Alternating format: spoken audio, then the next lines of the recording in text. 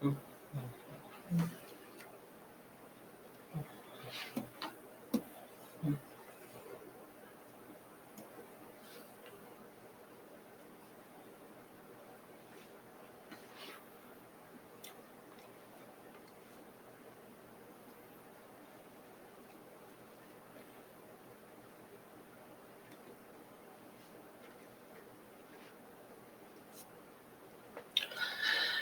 everyone.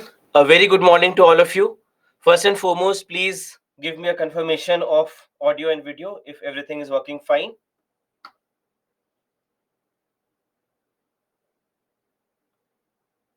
Great. Wonderful.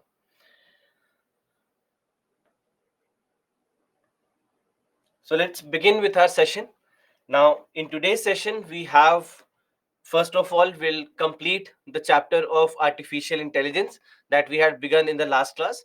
And then after that, there are a couple of smaller chapters that we have to do, chapters which are not directly mentioned in your syllabus, but nevertheless, they are chapters from where questions keep coming, both in your prelims as well as in your mains examination. So, we'll after artificial intelligence, we'll move on to the chapters related to defense, related to health, and related to vaccines. It depends on what time we have and what chapters we can complete, but these are very, very small chapters. So we'll start with artificial intelligence. So we had begun with a basic understanding of what artificial intelligence is, what goes behind the scenes in artificial intelligence, what are the concepts on which artificial intelligence is based upon. So all these are the things that we had discussed. Now today we start with the different types of artificial intelligence. How do we classify what? Just give me one moment.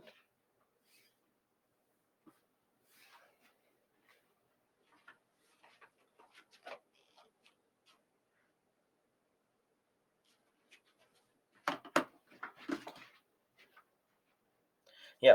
So I was saying that today we'll be discussing about the various different types of artificial intelligence, how exactly artificial intelligence can be classified.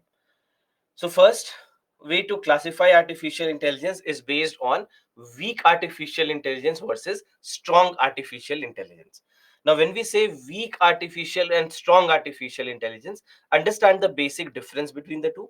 When we say weak, we are basically talking about stimulated thinking. All right, we are talking about simulated thinking. Now, simulated thinking means that the artificial intelligence, although it can take decisions on its own, it has the cognitive abilities and it can understand the pattern and do something based on that pattern. But at the same time, whatever this artificial intelligence is doing, it is doing based on what we have trained them to do. Correct. So for example, if you have trained an artificial intelligence based system to do calculations, it can only do calculations. If you have asked it to do some kind of image processing, it can only do image processing. So it does not have its own thinking ability. Correct. It cannot take decisions on its own. It can only take decisions on which it has been trained to do something. Correct. The decisions that it has been trained to make, only those kind of decisions it can make. Right. So that's why this is called as weak artificial intelligence. On the other hand, when we talk about strong artificial intelligence is where we are talking about some kind of actual thinking, where the artificial intelligence based systems will be able to take decisions on their own. They'll be able to think something on their own. Even if you have asked it to not do something, even then it thinks that it should do it, it will do it. So if let's say it reaches that stage where it can do anything, it will start doing anything according to its own wishes, then in that case it becomes strong artificial intelligence. Right now, whatever we have in the entire world, whatever artificial intelligence based systems we have, everything is weak artificial intelligence. We do not have a working example of strong artificial intelligence yet. Many believe that strong artificial intelligence may never become possible, but again, in science, never say never. So, but at least for now, we know that whatever systems we have, whatever artificial intelligence we have, it's all weak artificial intelligence. Another way to classify is based on narrow versus general artificial intelligence.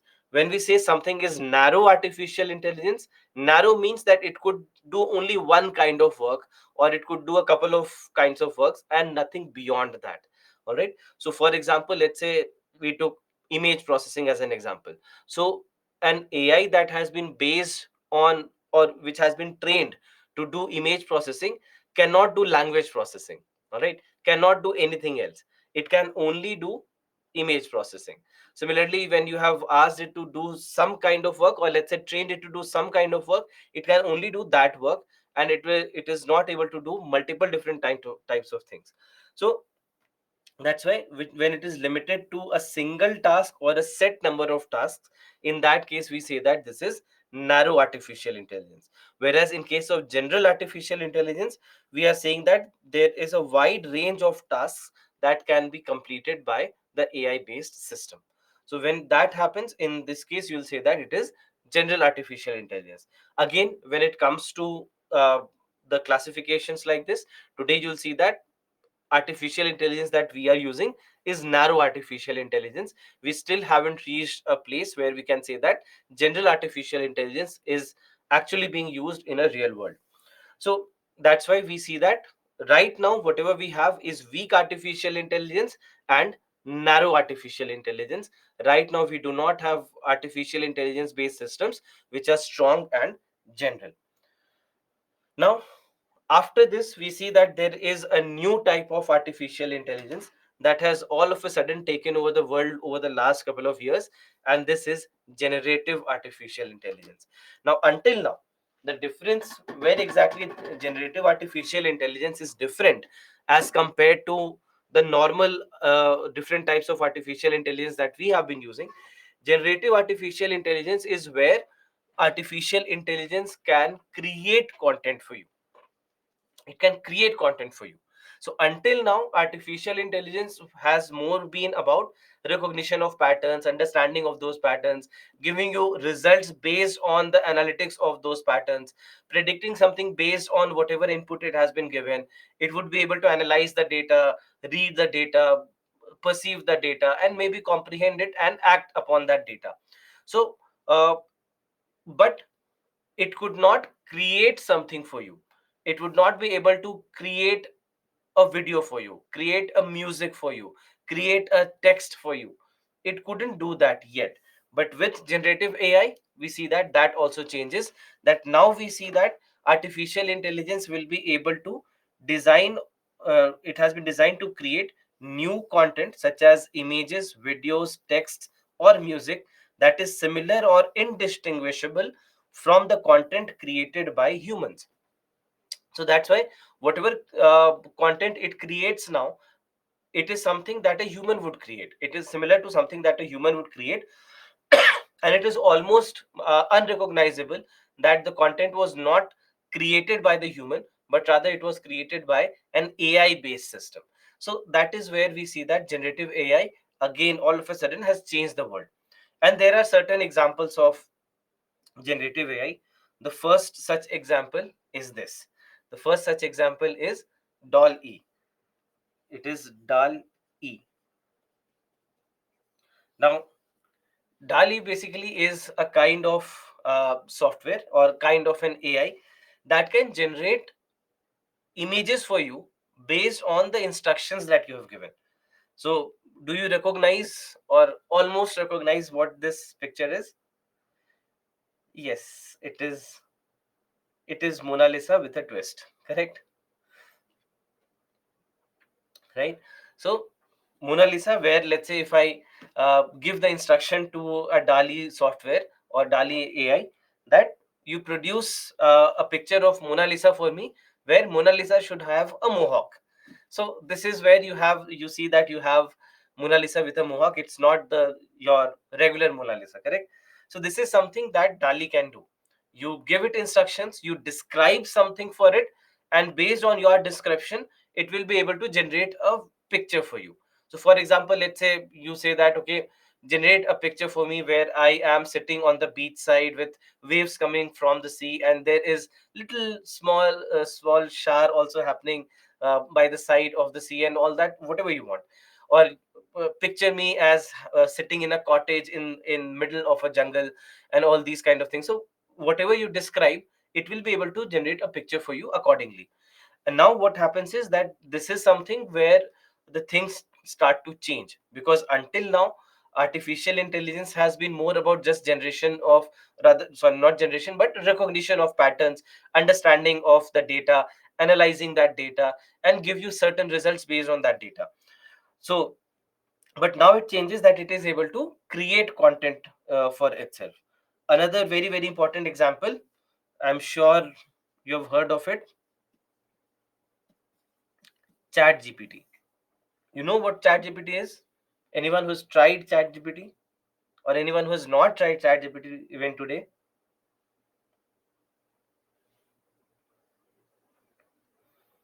So you have, correct? Many of you have. So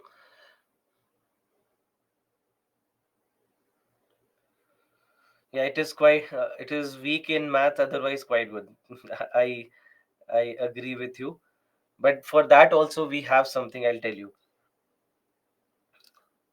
ChatGPT failed UPSC exam. I'll tell you why it failed. It wouldn't fail in the future. It failed. And now we shouldn't be happy about it that it failed. I can guarantee you that it will not fail in the future.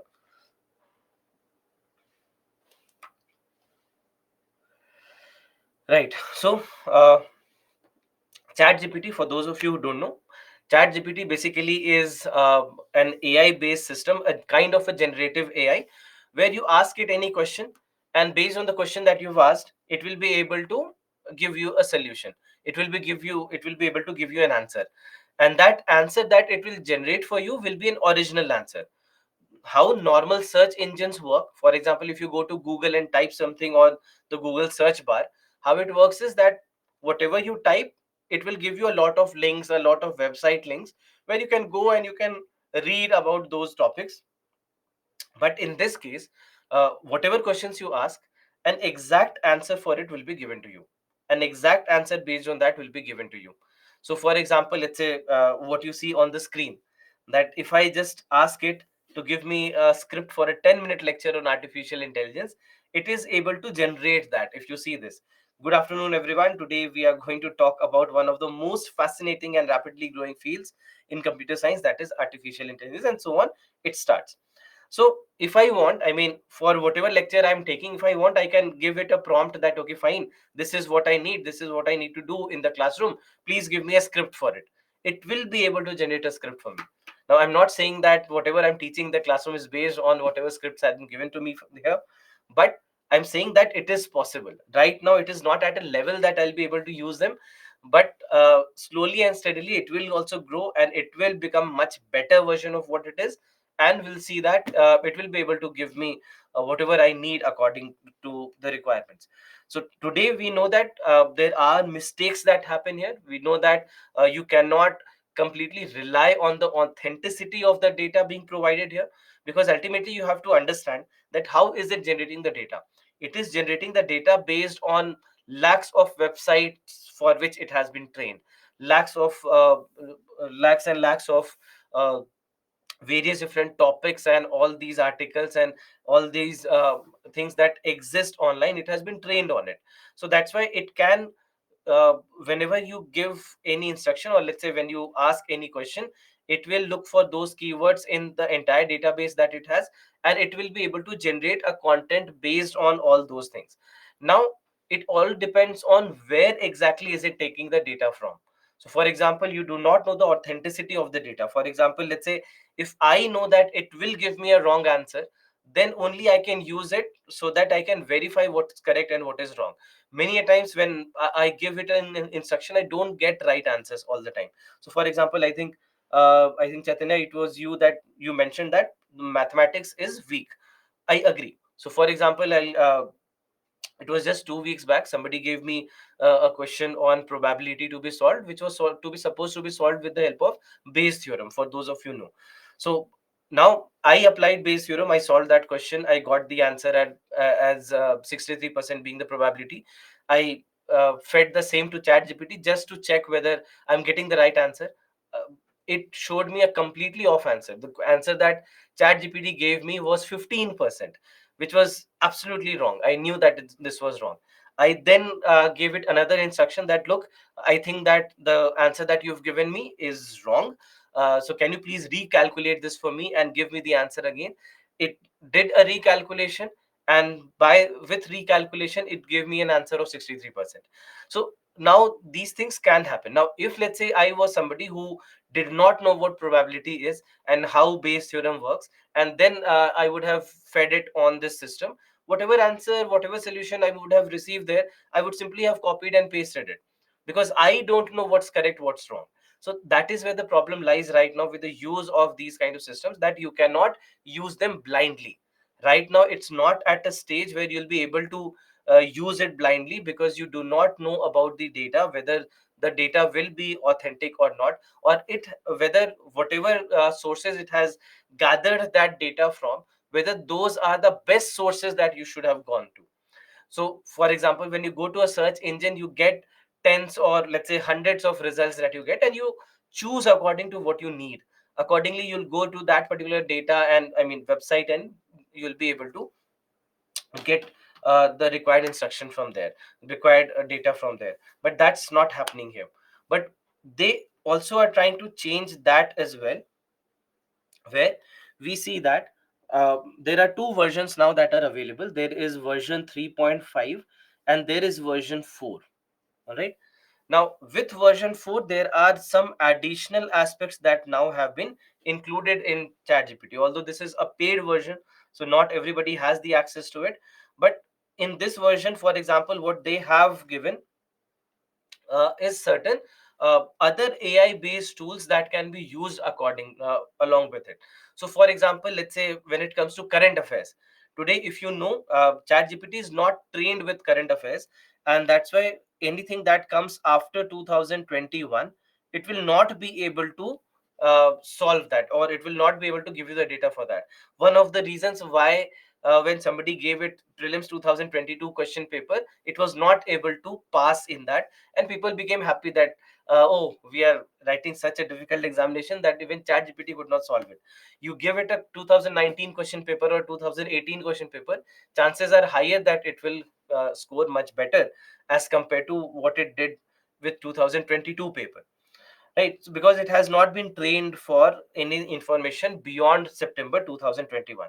But with ChatGPT version 4, you have certain additional tools that can be used for current affairs. So for example, today I can ask ChatGPT with the help of certain tools, where I can ask, for example, there is Scholar AI that can be used along with ChatGPT. So if I ask ChatGPT along with Scholar AI that I need the top 10 articles on Chandrayaan 3 that have been published in the month of August, it will be able to give me those 10 articles. Then I can pick one of those articles and I can ask ChatGPT to summarize it for me. So I can say that, okay, article number 3 seems interesting. Please summarize article number 3 for me. It will be able to summarize that article number 3 for me. So this is how I can use the information better. That instead of, let's say, I going on a search engine, going through hundreds of articles, reading each and every article completely, then making notes out of it, then starting to understand how to exactly fetch the information that is required for me to deliver a lecture in the classroom. That would have been a long process. But now what happens is that if I know how to use ChatGPT well, I'll be able to shorten that process and make it pretty quick. That, for example, I'll go to the same, I'll ask for the top 10 most read articles on Chandrayaan 3. It will give me the list. I'll say that, okay, fine, this is the information that I need. Please summarize this information for me. It will summarize it and done. So how much time would take took perhaps maybe 2 to 4 minutes to 5 minutes maybe. That's it. So something that I would have taken hours to collate, I would be able to do it in 5 minutes. So that is where ChatGPT is going to, or let's say any kind of generative AI is going to uh, change the things up. So for example, another something is where you can generate diagrams. With the help of DALI, you can generate diagrams. So if I need a diagram through which I want to explain something, a concept to you, I can do that very easily. Otherwise I would be looking for an artist and I would ask them to make something like this. I cannot use the, maybe there are copyrighted material that I cannot use directly, so I'll ask somebody to recreate something. Maybe they'll take a couple of days to recreate that, and then I'll get it, and then I can use it. Here what I can do is I can simply go to a DALI kind of an AI, and I can simply describe what I need, and they'll generate the diagram for me, which will be an original diagram, and I can use it in the classroom if I want to. So this is how fast the things become. There was one tweet by one of the uh, software engineers, where the person described that there was a program that was supposed to be written for a certain software, and for that he wanted somebody to work on a freelance basis. So he asked around, and that if somebody could do or make that software program for him. Then there was some person who agreed for it, and that person asked for 2 weeks of time, and that person, I think, asked for $100, if I'm not wrong. Person asked for $100 and uh, 2 weeks of time. Then the same person says that, okay, I kind of agreed with that person, but also I went to chat gpt just to check whether I can get that code. I went to chat gpt, asked for a certain code based on whatever my requirements were. That code was generated.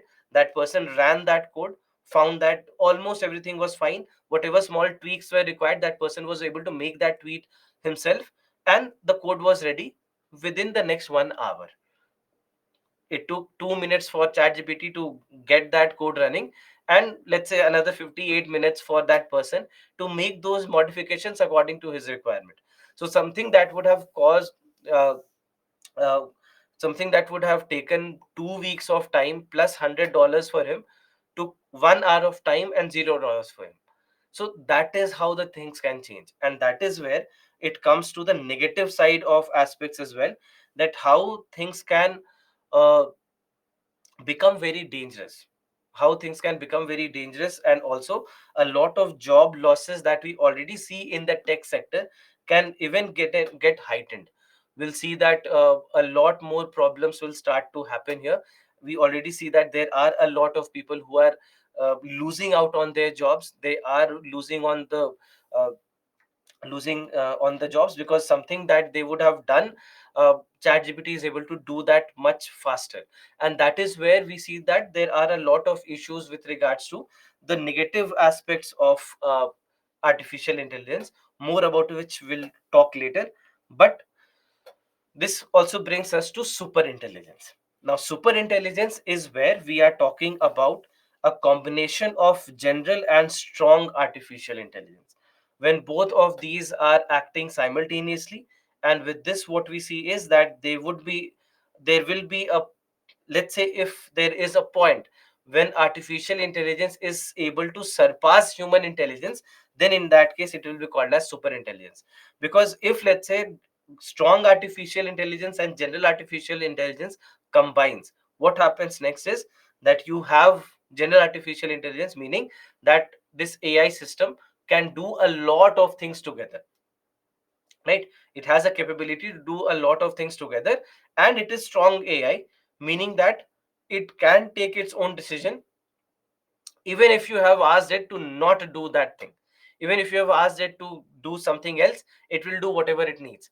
So if it, let's say, comes down to it thinking about its own survival, that's thinking about its own survival, and it knows that humans are the only ones who can not let us survive, or who can uh, become superior to us.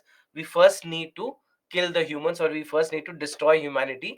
And that is where we can actually go to the next stage, where AI system can become so dangerous. Something that the movies always keep showing us, something like that can actually become a reality if something like this happens, if at all. Although scientists believe that strong artificial intelligence and general artificial intelligence may never combine, and super intelligence may never become a reality. But again, you don't know.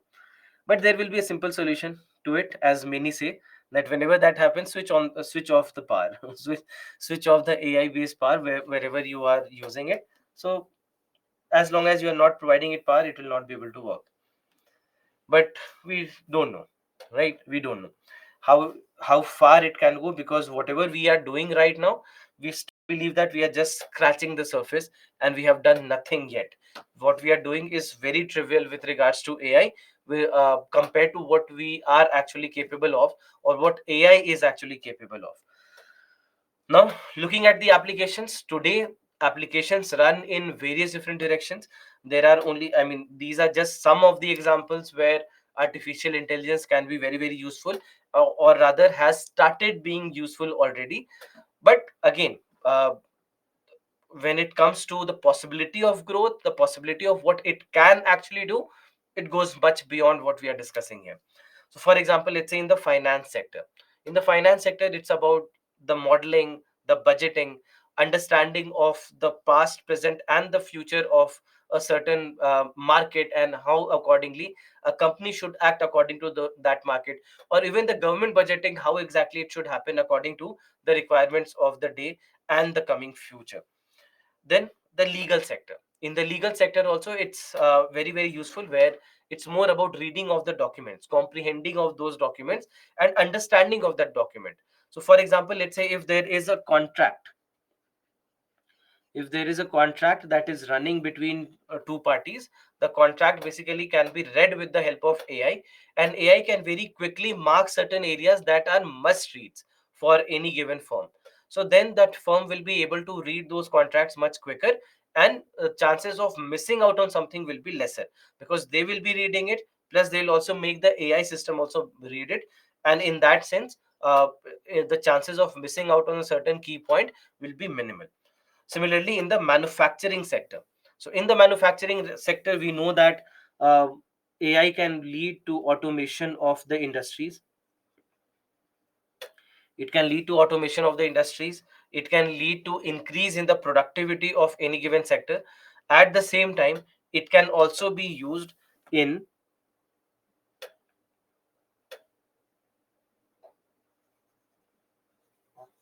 it can also be used in energy optimization. It can be used in energy optimization, or also resource optimization.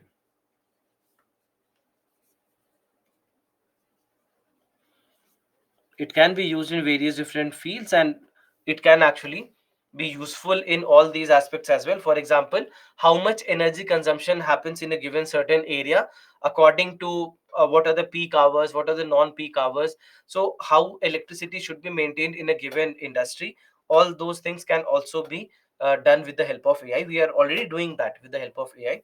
Then making intelligent robots.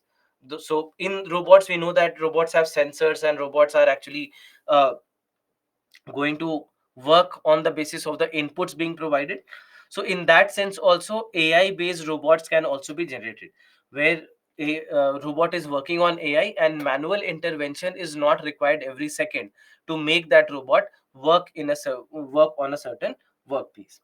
Then in the gaming sector also, we have seen that gaming is basically about understanding of the consumers, that what consumers need, and accordingly how exactly the gaming systems should be designed, so that they can interact better with the consumers. They can also make the consumers addict to their platform, and for that purpose also they will be using AI.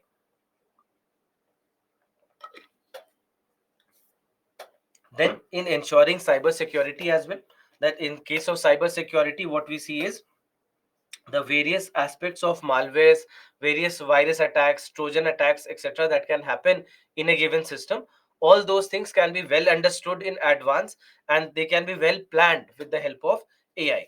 AI can think of all the potentials, and it can figure out what are the potential areas. It can basically show you those potentials, and so that you can act upon it based on the inputs provided. Then smart city and infrastructure. Here we see that the governments can also use it to make better uh, resource optimization at a city level as well, at a district level as well. At the same time, the infrastructure can also be managed better, so that all these energy resources can also be used better. Even traffic management can be done better with the help of AI. In Delhi, for example, you might know that it was announced last year that Delhi will start employing AI in the traffic lights, or where however the traffic movements are happening, so that they can increase uh, or they can basically make the traffic movements better, and hence decrease the total travel time of a person.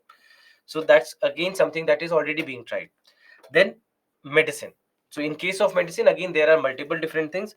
For example, today we see that it is very very useful in drug or vaccine development. One of the one of the reason why COVID-19 vaccines have been available very quickly has been artificial intelligence, because with the help of AI based systems, we have been able to find out all the past, present, and the future possibility of mutations in the virus, and accordingly what exactly we need to design, what we need to attack, and how we can do that. All these things also have been done with the help of AI. So AI already has been used there. It can also be used in the diagnosis of a disease, to read the reports, to understand the reports. For example, let's say you are getting a bunch of tests done, then what exactly the combination of all those test results mean, all those things can also be found with the help of artificial intelligence. So there are multiple different things that artificial intelligence can do. Even let's say when it comes to running the equipments in something like an intensive care unit, where there are multiple such equipments that are running together to maintain the vitals of the patient. All those areas also we see that AI is working. It can very easily understand and comprehend the data and keep sending the data to the doctor or the healthcare facility. Then in the agriculture sector also, uh, forecasting of weather is where it is being helpful. What exactly should be the strategy for this given season, what kind of crops can be grown, what kind of crops should be avoided, what is the prediction of the coming 3 4 months. Then the analysis of the soil also can be done with the help of AI based systems. So we see that there are multiple different things. Then in case of business also, to for the businesses to understand what their business model is, how exactly they can grow, what is the future of the market, what is the growth rate in the market, each and everything they can find out with the help of AI. And already we see that companies have been doing this in the past few years.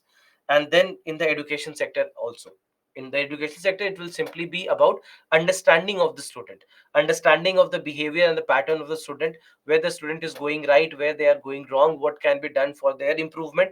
All these are the things that also can be designed with the help of AI, something that we are already doing here at Byju's. We have been trying for the past couple of years to make these systems better than what they are. But we see that in all these cases, this is something that is going to be possible, not in the distant future, but in probably in a very near future. So two important areas where we see that AI will be very very useful is, one is healthcare and one is agriculture. So for example, in case of healthcare, it can be about drug development, the diagnosis of disease, or error in reduction of dosage, cancer research. So there are so many things, as you can see here. There are so many aspects where we see that AI can be very, very helpful in the field of healthcare. At the same time, in the case of agriculture as well, we see that there are multiple aspects of agriculture where AI based systems have already become very very useful, and in the coming years we'll see that they will become more relevant in the field of agriculture as well. So that's why these are two important areas where we see that a lot of effort is being made, because these are areas which are larger than an individual. These are areas where the economy is basically dependent on this area, or a person's well-being is dependent on these kind of areas. So that is why we see that these are areas where more effort is being made with the help of artificial intelligence. Look at this question. This question was asked in 2019 paper. Please read the question.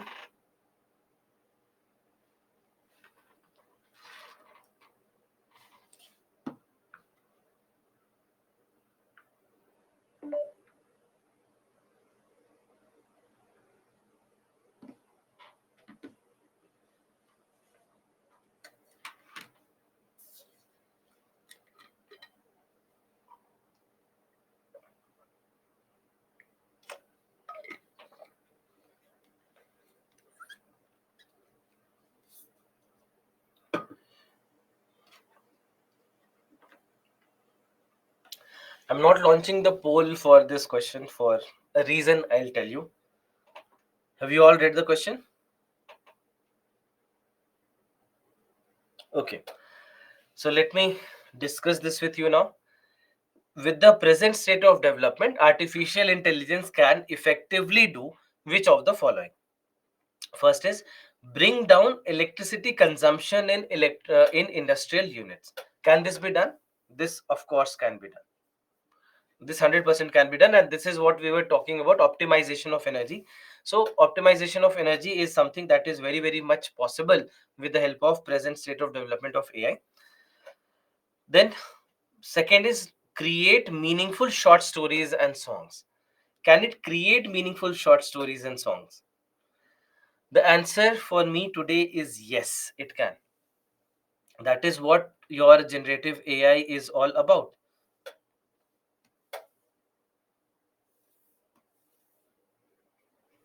Correct.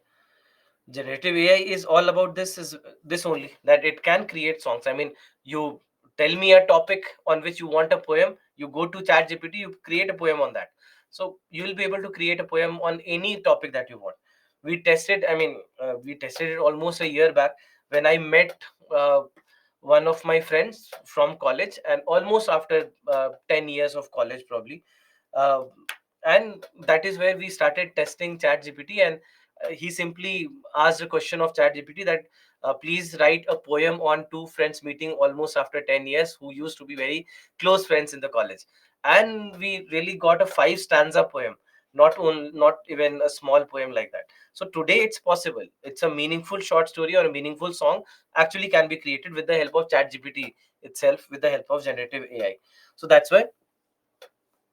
So so you don't even need a very specialized software or very specialized AI. A simple chat GPT kind of an AI can also do this for you.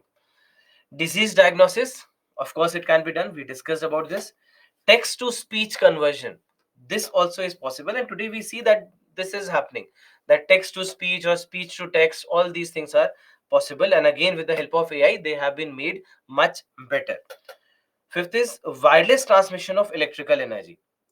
Now, wireless transmission of electrical energy is little extreme, because when it comes to wireless transmission of electrical energy, even if it happens, all right, even if it happens, it doesn't happen because of artificial intelligence.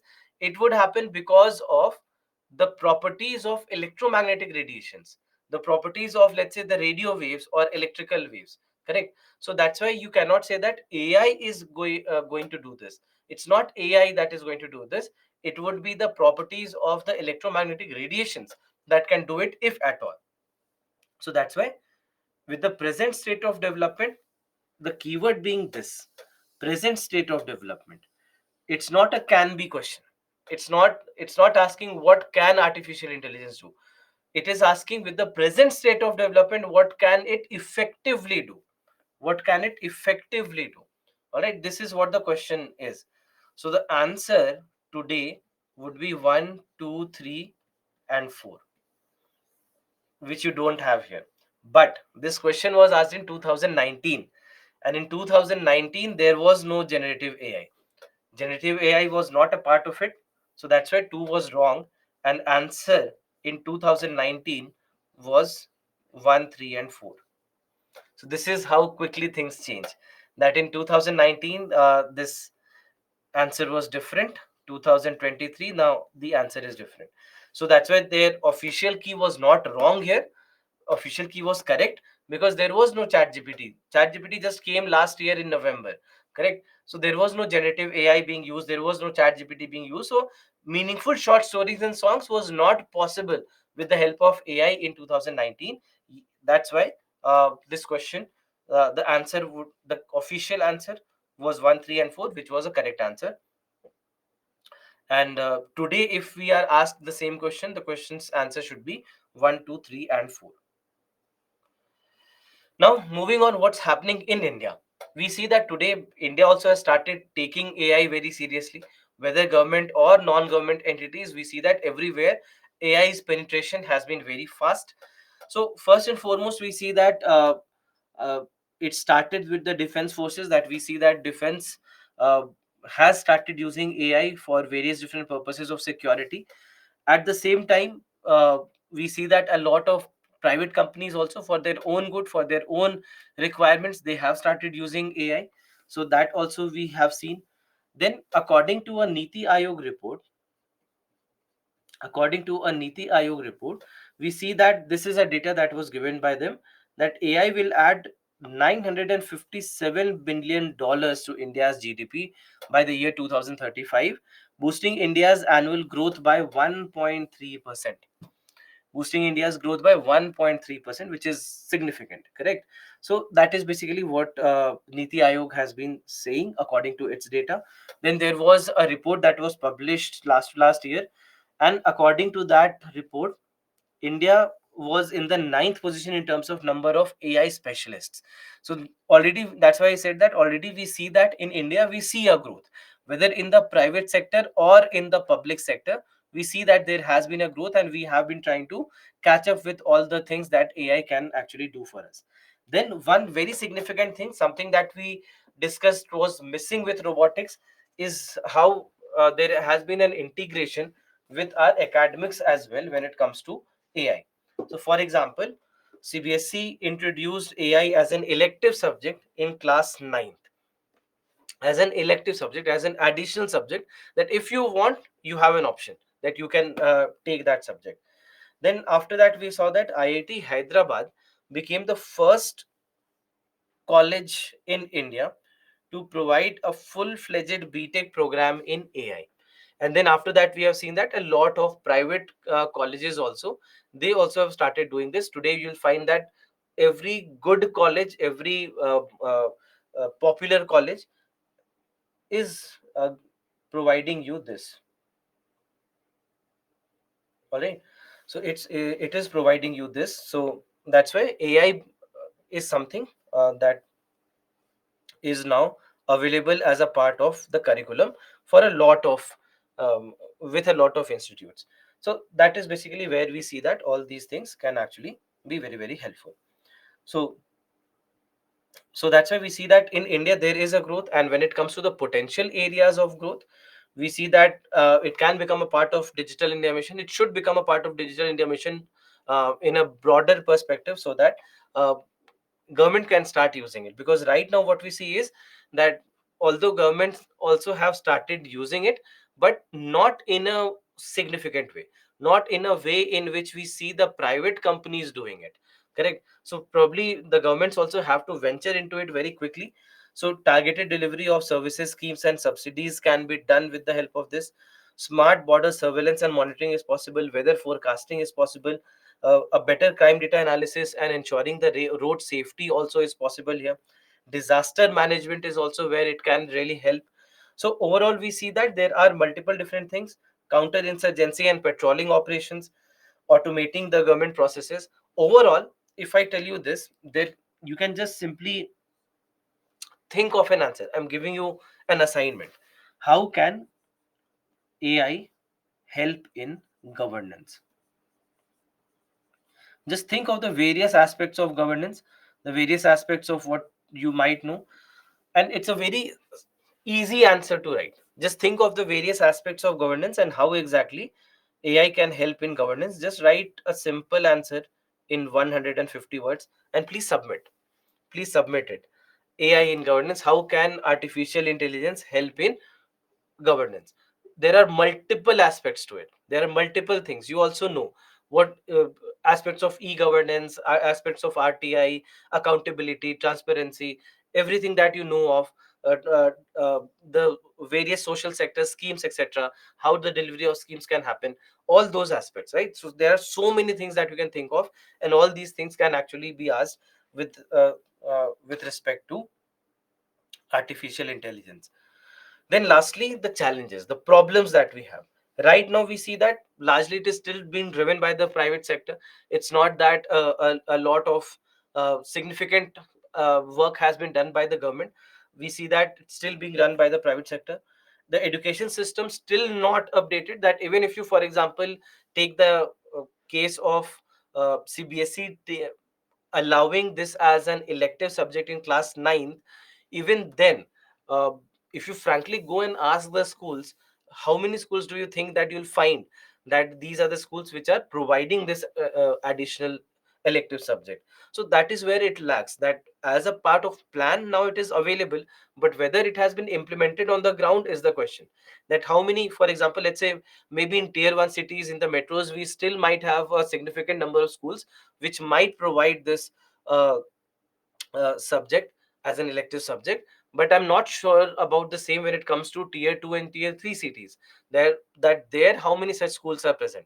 And even if the schools want to provide it as an elective subject, they need to find the faculty, they need to find a teacher who would be able to teach a class 9 student about artificial intelligence, because it's a very rapidly growing sector, which is a pretty new sector, correct? It's a very, very new sector. 5 years back we were just talking about the films and the TV shows which used to talk about AI, and this is the future that we might go. Today it's a reality. Within 5 years we have seen that it has completely changed around. So that's why we don't know what direction it can take in the future, but right now we see that the number of skilled resources uh, in this aspect is pretty less, and it's growing day by day. And even if you have people, they are mostly in the tech sector, they are in the tech companies, they are not available as a part of the education system. So that is also one of the problems. Then one of the prominent debates that will always happen is poverty versus technology.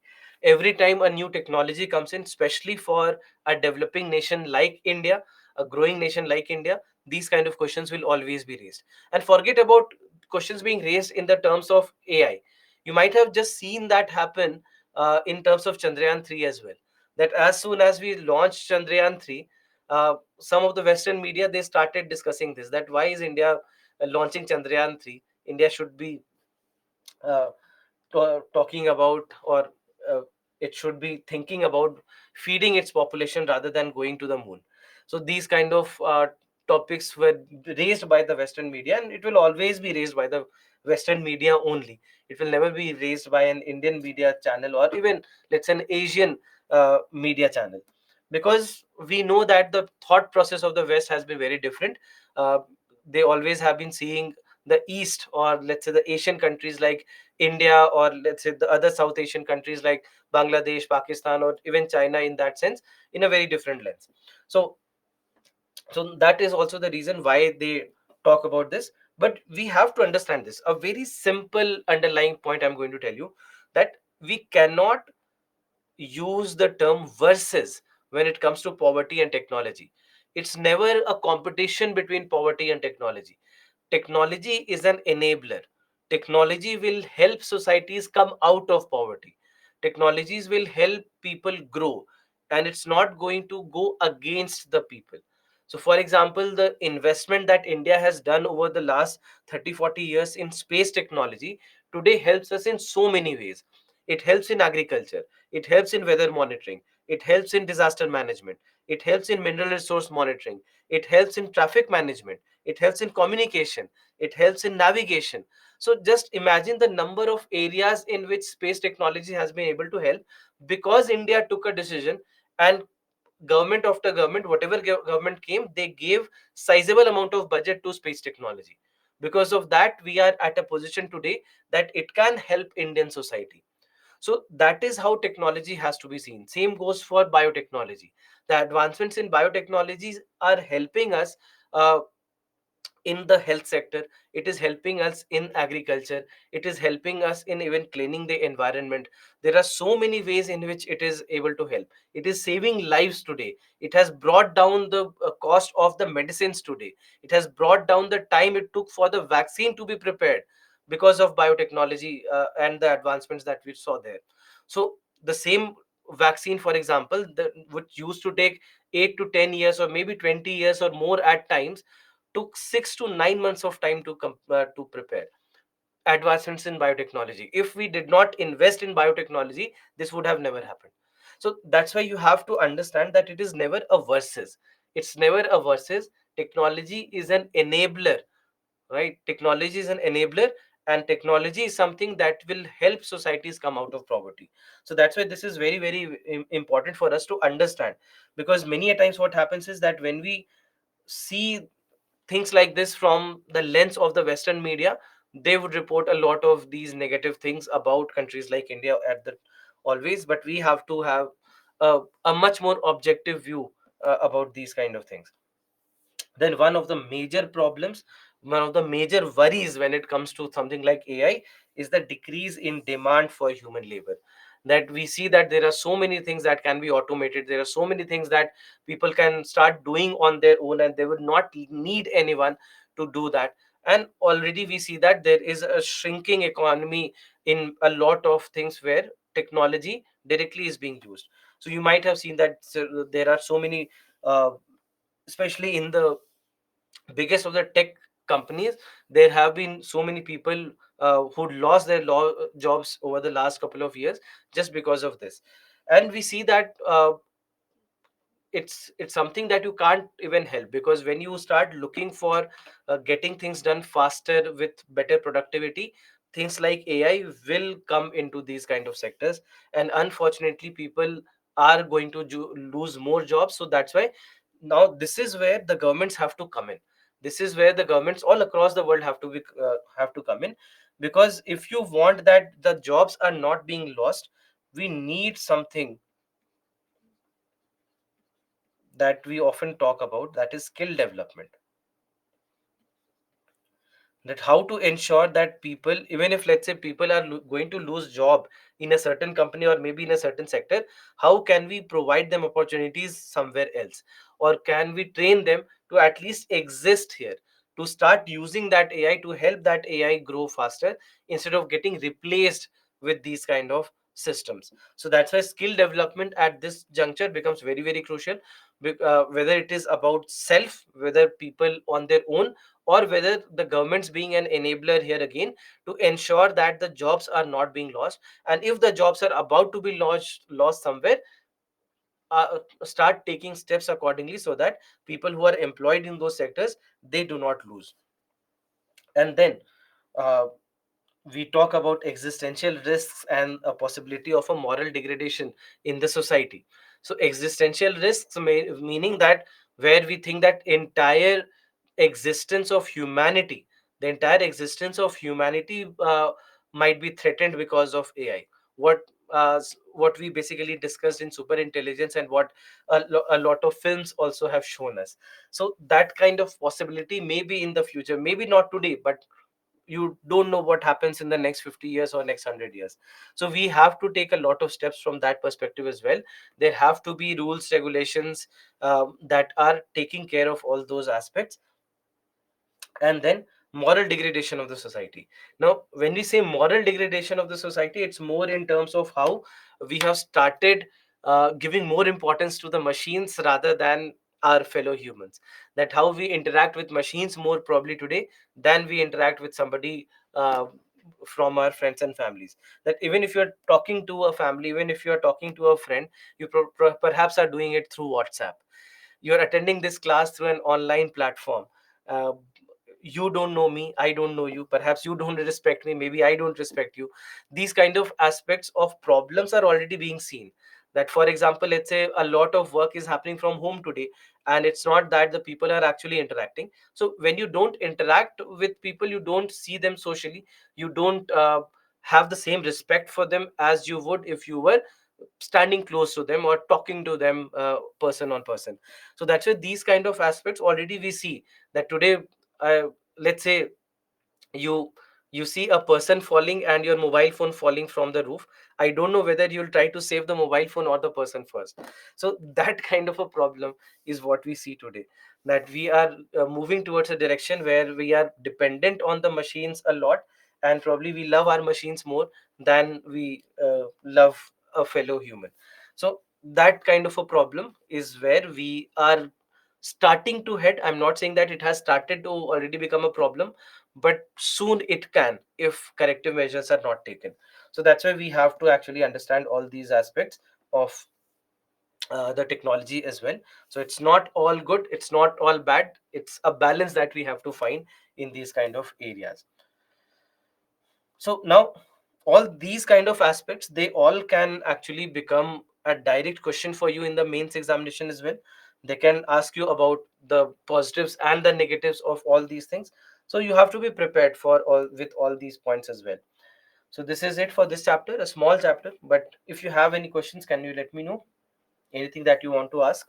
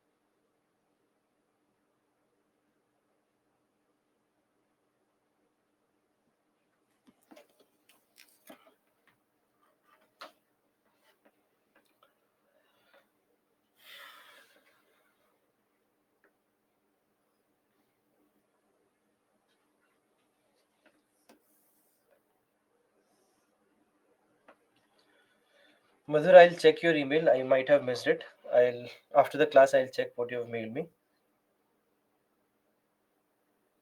Which country is first position in AI? I mean, two of the countries which have been doing significant things in AI, one has been US, one has been China.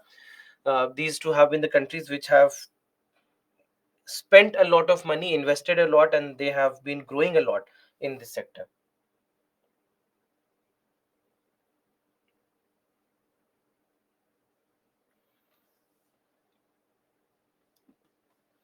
Application of nanotechnology in food and agriculture. Nanotechnology in food and agriculture is rather more about the use of radiations, how you can use those radiations so that you can uh, increase the shelf life of the food, or you can destroy the pests, etc., which is there in the food or even in the soil, etc. So all that can be done. Plus we have nano fertilizers today which act better, which have a better efficiency as compared to the normal fertilizers.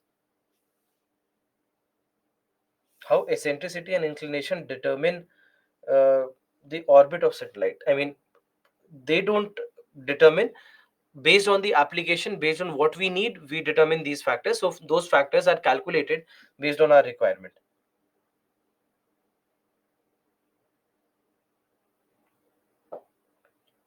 Using biometric to identify is AI or not.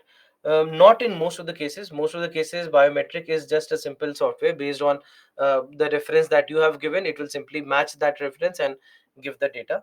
So it's not really AI in most of the cases.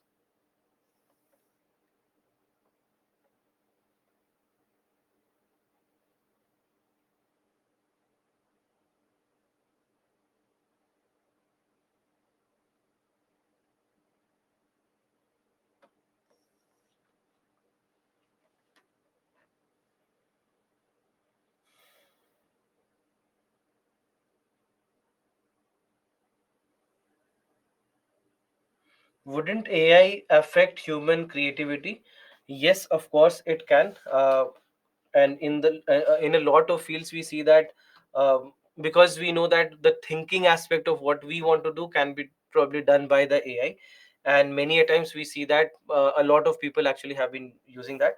That is where we have to be very very cautious in also using AI, because a lot of originality goes away. We'll discuss more about this in the chapter of IPR as well.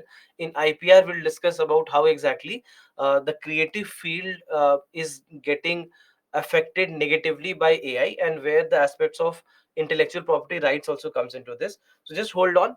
We'll discuss about this in Monday's class. All right.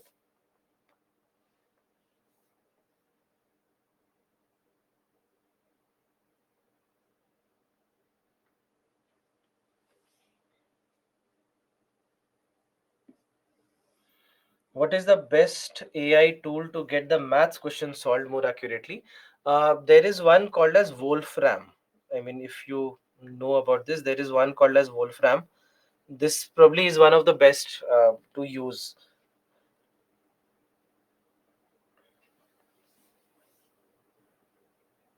Difference between AI and generative AI. There is no difference. AI, I mean, Generative AI is a type of artificial intelligence where this generative AI can generate content. That's why generative, because it can generate content on itself based on the prompt or based on the input that has been provided to it.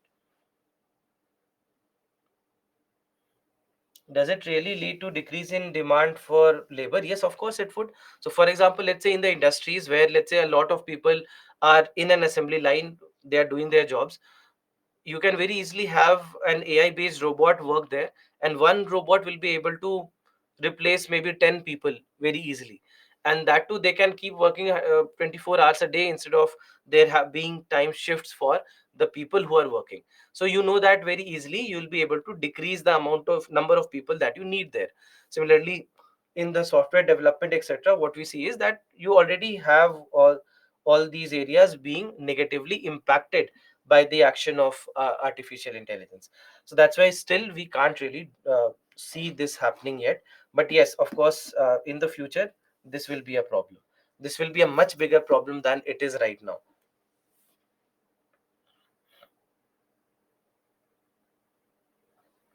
Using fingerprint is AI or not? No, I wouldn't say that.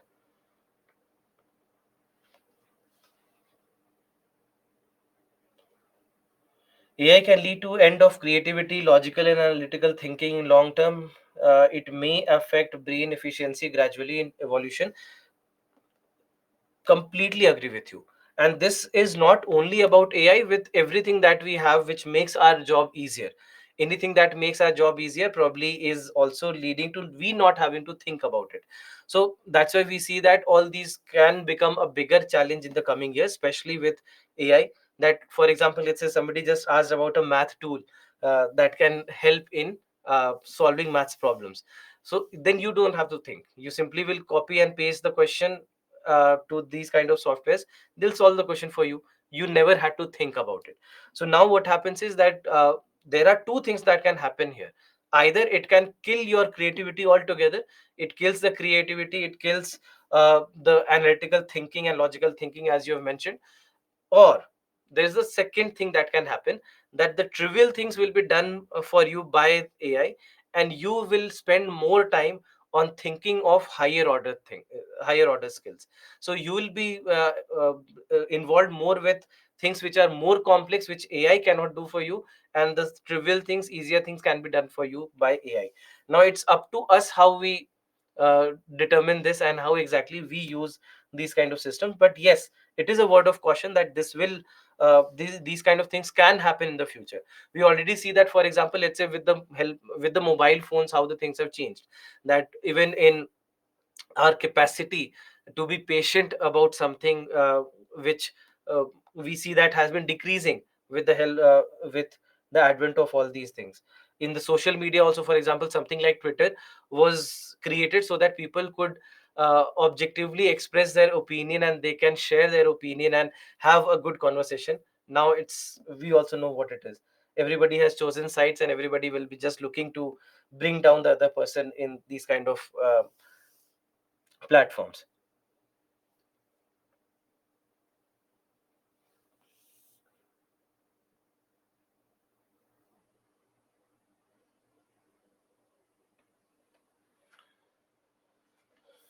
People were afraid about computers also when it was put to use, that it will hamper employment, but it generated more employment instead. Can it also be presumed for AI? It's a possibility. What you have mentioned, there's a very interesting graph for it. There's a very interesting graph about US, about the number of jobs versus year. So if we plot year versus number of jobs in the US, this was a US based data. This is what they saw, that the graph grows something like this. The graph grows and it goes like this. So this year, the dip that you see is the year 2000 or near 2000, where computers rapidly were introduced everywhere in the systems. So what happened is that initially it led to a decrease in jobs. So this is the number of jobs growing as the growing year. But now when you look at this, what happened is that initially there was a drop, but then the number of jobs just started to shoot up. The number of jobs actually increased with the advent of computers. So yes, is it possible that something similar can happen? Yes, of course it is possible that it can happen in terms of AI as well, that a lot of things that are undoable for us right now will start opening up aspects for even doing that in the coming future. But that's why there is a fine balance here, and we need to understand it needs to be analyzed well. And that's why systems and governments have to sit on something like this.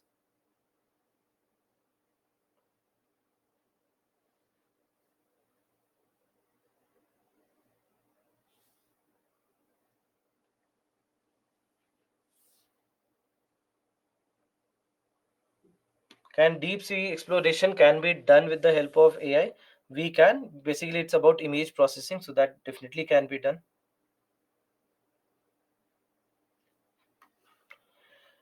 Wrong info fed on AI tools will lead to wrong output. Wouldn't AI be vulnerable to it? It of course will be vulnerable to it. That is one of the biggest challenges that we have right now. That where exactly has it been trained? Because let's say whoever is training them, whether that person knew how to train it, whether that person was equipped enough or had the expertise to train it better. So if that was not the case, and let's say just an instruction was passed on to somebody that okay, you just go and just train this system. So if that person does not know how to train that system, you do not know whether it will be trained properly or not. So yes, of course, that's a possibility.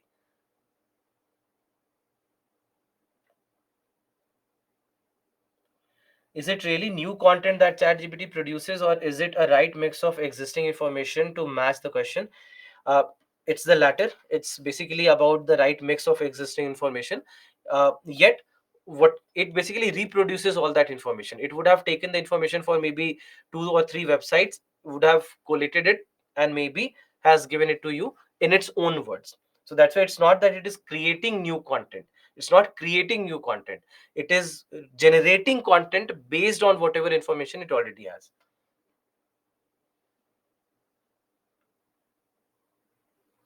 Did they use AI in Chandrayaan safe landing? Not landing, but overall operations, AI has been significantly used. AI becomes silent killer for children's skills. Absolutely correct.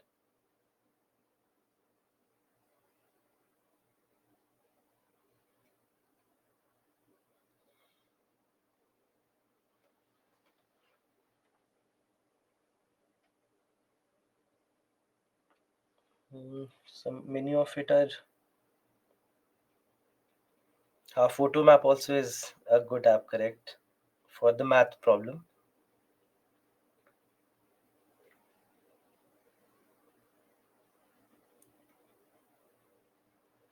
Will I conduct class tomorrow? Yes, tomorrow is a class. Tomorrow, same time, 6 a.m. in the morning. We'll be having the class tomorrow as well.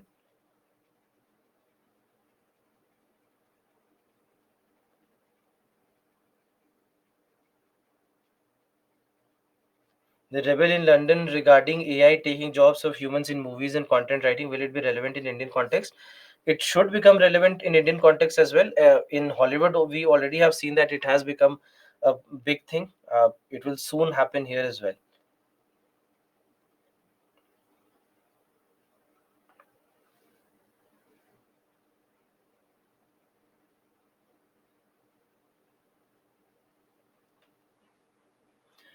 AI is also said to have certain biases. A recent concluded study showed that how AI based face recognition was not able to work efficiently among the black and the Asian population. It's correct. And it's not only about face recognition. Overall, it all depends on who has created the system, who has fed the information to the system, how objective were they while feeding the information to the system. All these things matter a lot. And many times we do see that there are a lot of biases, whether in terms of races, whether in terms of religion, whether in terms of gender. In each and every case, there can be a lot of biases. And yes, that's a big challenge that we have right now with regards to AI, that it all depends on who is doing it. Because anyone who's programming, what their thought process is, how they think, is completely what is going to determine these kind of systems.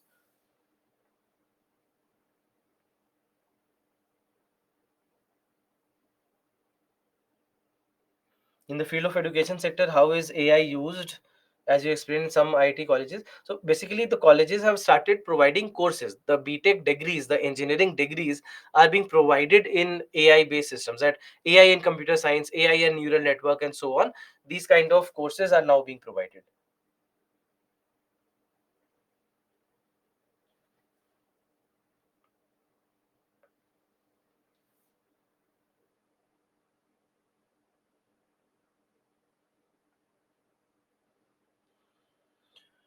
What is the use of technology if it disrupts human faculties? The enhancement of technology led to sedentary lifestyle, in which is indeed affecting the health badly nowadays. How can we justify this? See, we have to understand one basic thing about what you have mentioned here. Whatever problems we see, technology has not caused that problem. The human who created that technology is causing that problem. We know what's wrong, we know what's right, but we still do something that just is easy for us, instead of taking that difficult decision or taking that difficult step. So it's not technology. Blaming it on technology is not right. Technology is available. How you can use it is up to you. How we use it as a society is up to us. So the same biotechnology, for example, can be used to create medicines. The same biotechnology can also be used to create a virus. Now, whether you want to create a virus out of it, whether you want to create a medicine out of it, is up to humanity. So that is basically uh, where the problem lies. It's the problem lies with the humans and not with the technology.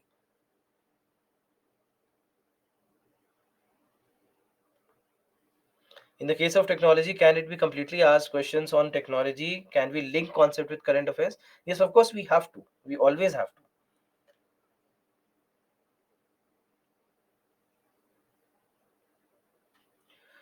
There was news that ChatGPT uses billions of liters of water. How exactly is this? So basically, this is about energy consumption and how exactly energy consumption happens a lot in training of the systems day in and day out. So that is where the context, I think, comes from.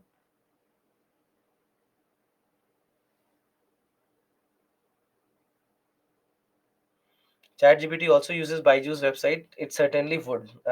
For information, wherever, say, it's very basic for them. Whatever websites are doing well, where the websites are being clicked a lot by people, they would take those websites. That simple.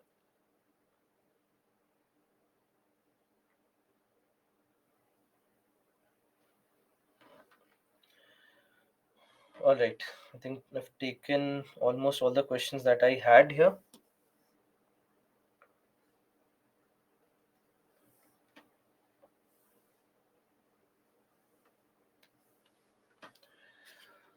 Yeah. So next, a small chapter of health and diseases. Look, when it comes to this chapter of health and diseases, this is a chapter which is more relevant from current affairs perspective. Whenever questions have come from here, they always have come in the context of current affairs. Hardly, I think, there is one or two questions in the last 10-15 years where you can say that the question was not actually based on current affairs. But even then, the question was very trivial whenever it was asked. So there are certain topics which are important, which will remain important because of a lot of discussion has been happening around it. Apart from that, it's a chapter that you completely should rely on the current affairs of this chapter rather than anything else.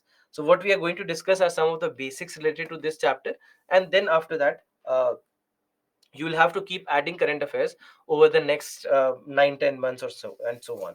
So now, first and foremost, when it comes to disease, what do we mean by disease? We say that any malfunctioning process that interferes with the normal functioning of the body can be called as a disease, correct? Now, in this case, there are multiple ways in which we define or we can classify disease. If you look at this, disease first can be classified into congenital and acquired diseases. So congenital diseases are the ones which might be present in a child since the time of its birth, whereas acquired disease is a disease that will be acquired over a course of time. So there it can either be communicable or it can be non-communicable in nature. So communicable, which can be communicated, basically which can spread from one person to another, that will be called as communicable. And the ones that cannot be spread from a diseased person to a healthy person, that can be called as non-communicable disease. Now in this particular case, when it comes to non-communicable diseases, there are again various different types of diseases. For example, we have degenerative disease. Degenerative diseases are the ones which normally happen with time, that after a certain age, the the vital organs of the body will start to malfunction, or various organs of the body will not function with that efficiency that they used to. So overall, all these things will happen, and ultimately it will lead to certain kinds of diseases. So that's why these are called as degenerative diseases. Then after that, we have deficiency diseases. So deficiency diseases, the ones that happen because of the deficiency of a certain nutrient from our body. In most of the cases, it might be the deficiency of a vitamin or a mineral. So these will be called as deficiency diseases. Then after that, there are allergies. So allergies are where you are sensitive against a certain, let's say something, food or maybe dust, etc. So some kind of hypersensitivity, all right, some kind of hypersensitivity of the body to certain foreign substances. And this could be anything. It could be a food item, it could be dust and pollens, it could be a piece of cloth, it could be anything. Then there is cancer. Now in case of cancer, cancer is nothing but an uncontrolled growth of cells. Uncontrolled growth. Generally speaking, we discussed about this, that the cells will keep on growing, they keep on developing, and they keep on dying. This is a continuous process that happens inside the body. But sometimes what may happen is that this cell keeps on growing and it does not die. So this is where it can lead to cancer. This is where it can start becoming cancer, where we see that there are two types of cancers that can develop. One which is called as benign. One is called as benign, and one is called as malignant.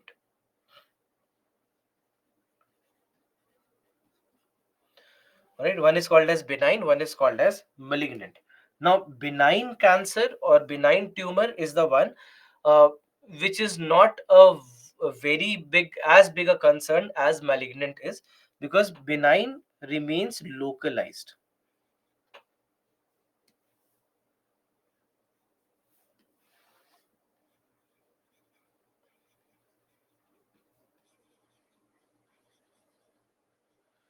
So it remains localized, so that's why it does not spread from one place to another. It does not spread from one body part to another or one cell to another. So that's why it can be controlled, it can be uh, cured. But when it comes to malignant, this is where the problem lies, because this is the one that spreads. This starts to spreads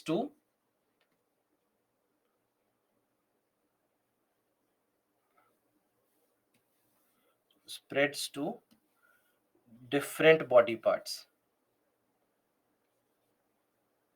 Different body parts. So that's why malignant becomes a problem, because uh, controlling the malignant tumor at a later stage almost becomes impossible. So there will be chemotherapy, etc., that the person, the patient might have to go through, but still the chances of completely curing it is very, very less. Although there have been instances where we have been able to cure even malignant tumor, but overall what we see is that if it is benign, it's still treatable, but if it is malignant, then we see that there lies a problem. So that is how we basically describe diseases. First we have the communicable ones.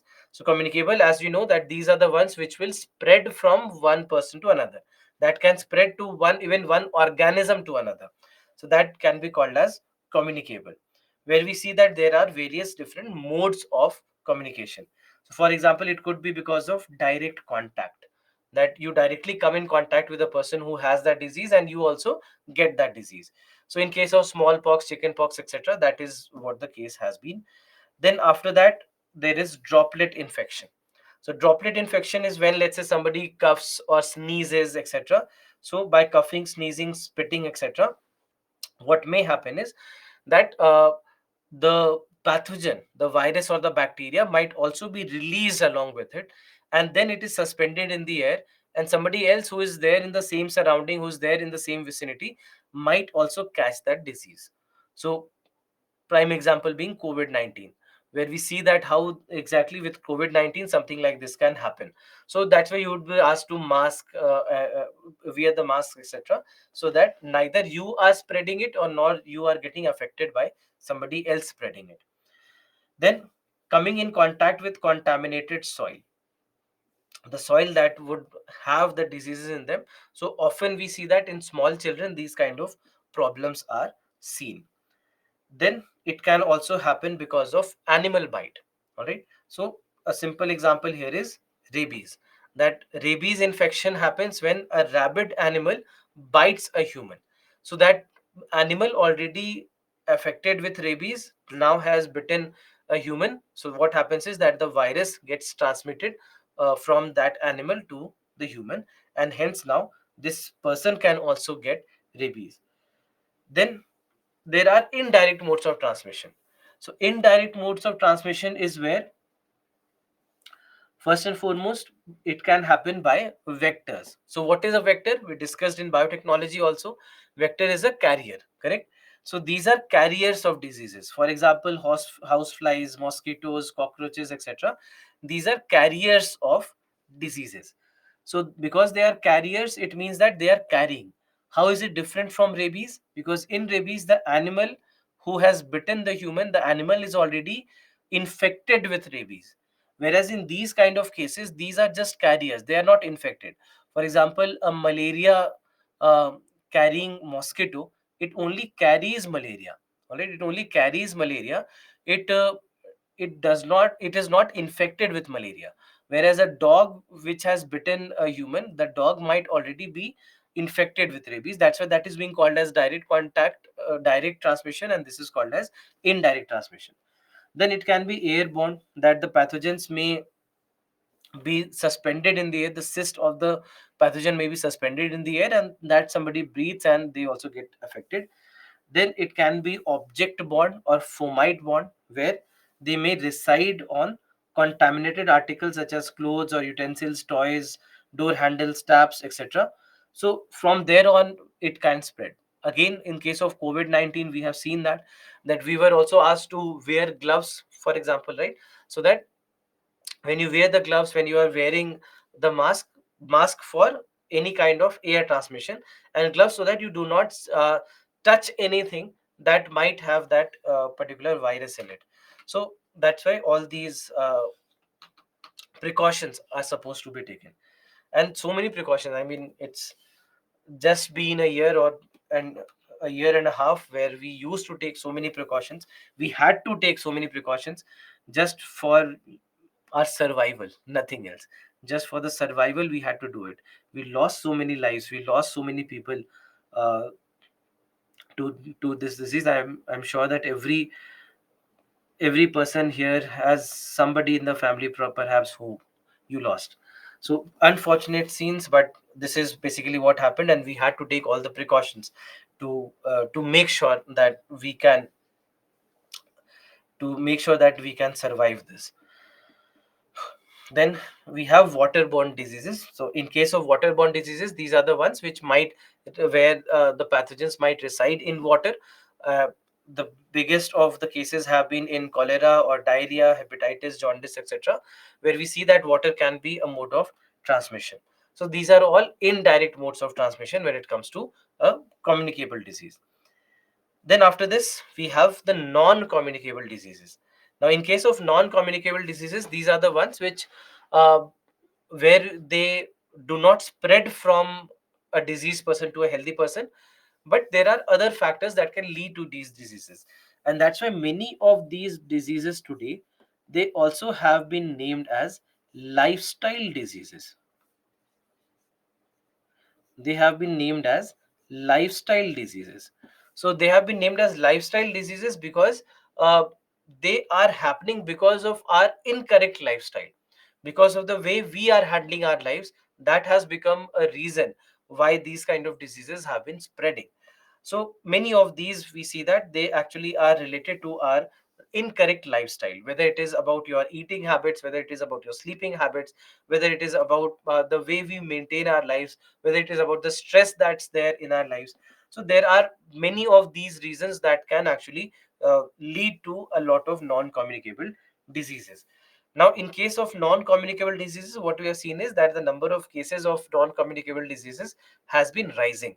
Uh, some of these diseases that were only seen in people who were very old, above 50, 60, 70 years of age. Now we see that some of those diseases also have been uh, observed in people who are young, people who are in their 30s and 40s, which was never expected of them. So a prime example is the first one that you have in the list, that is diabetes. Diabetes is a disease that used to happen only in people who are 50, 60, 70 years old and so on. But now we see that there are diabetes cases that we see in 20-year-olds and 30-year-olds and so on, because of nothing but incorrect lifestyle, incorrect eating habits, etc.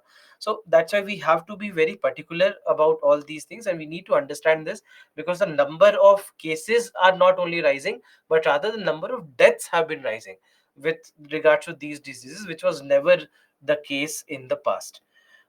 Then there are others which are degenerative. For example, osteoporosis is a degenerative disease where there is a time when we'll see that in certain people that the bones will start to become brittle, and even a minor accident might lead to multiple fractures in them. So that is called as osteoporosis, where the calcium and vitamin D is not well utilized by the bones. So that's why extra vitamin D or extra calcium, etc., would be advised to the patients.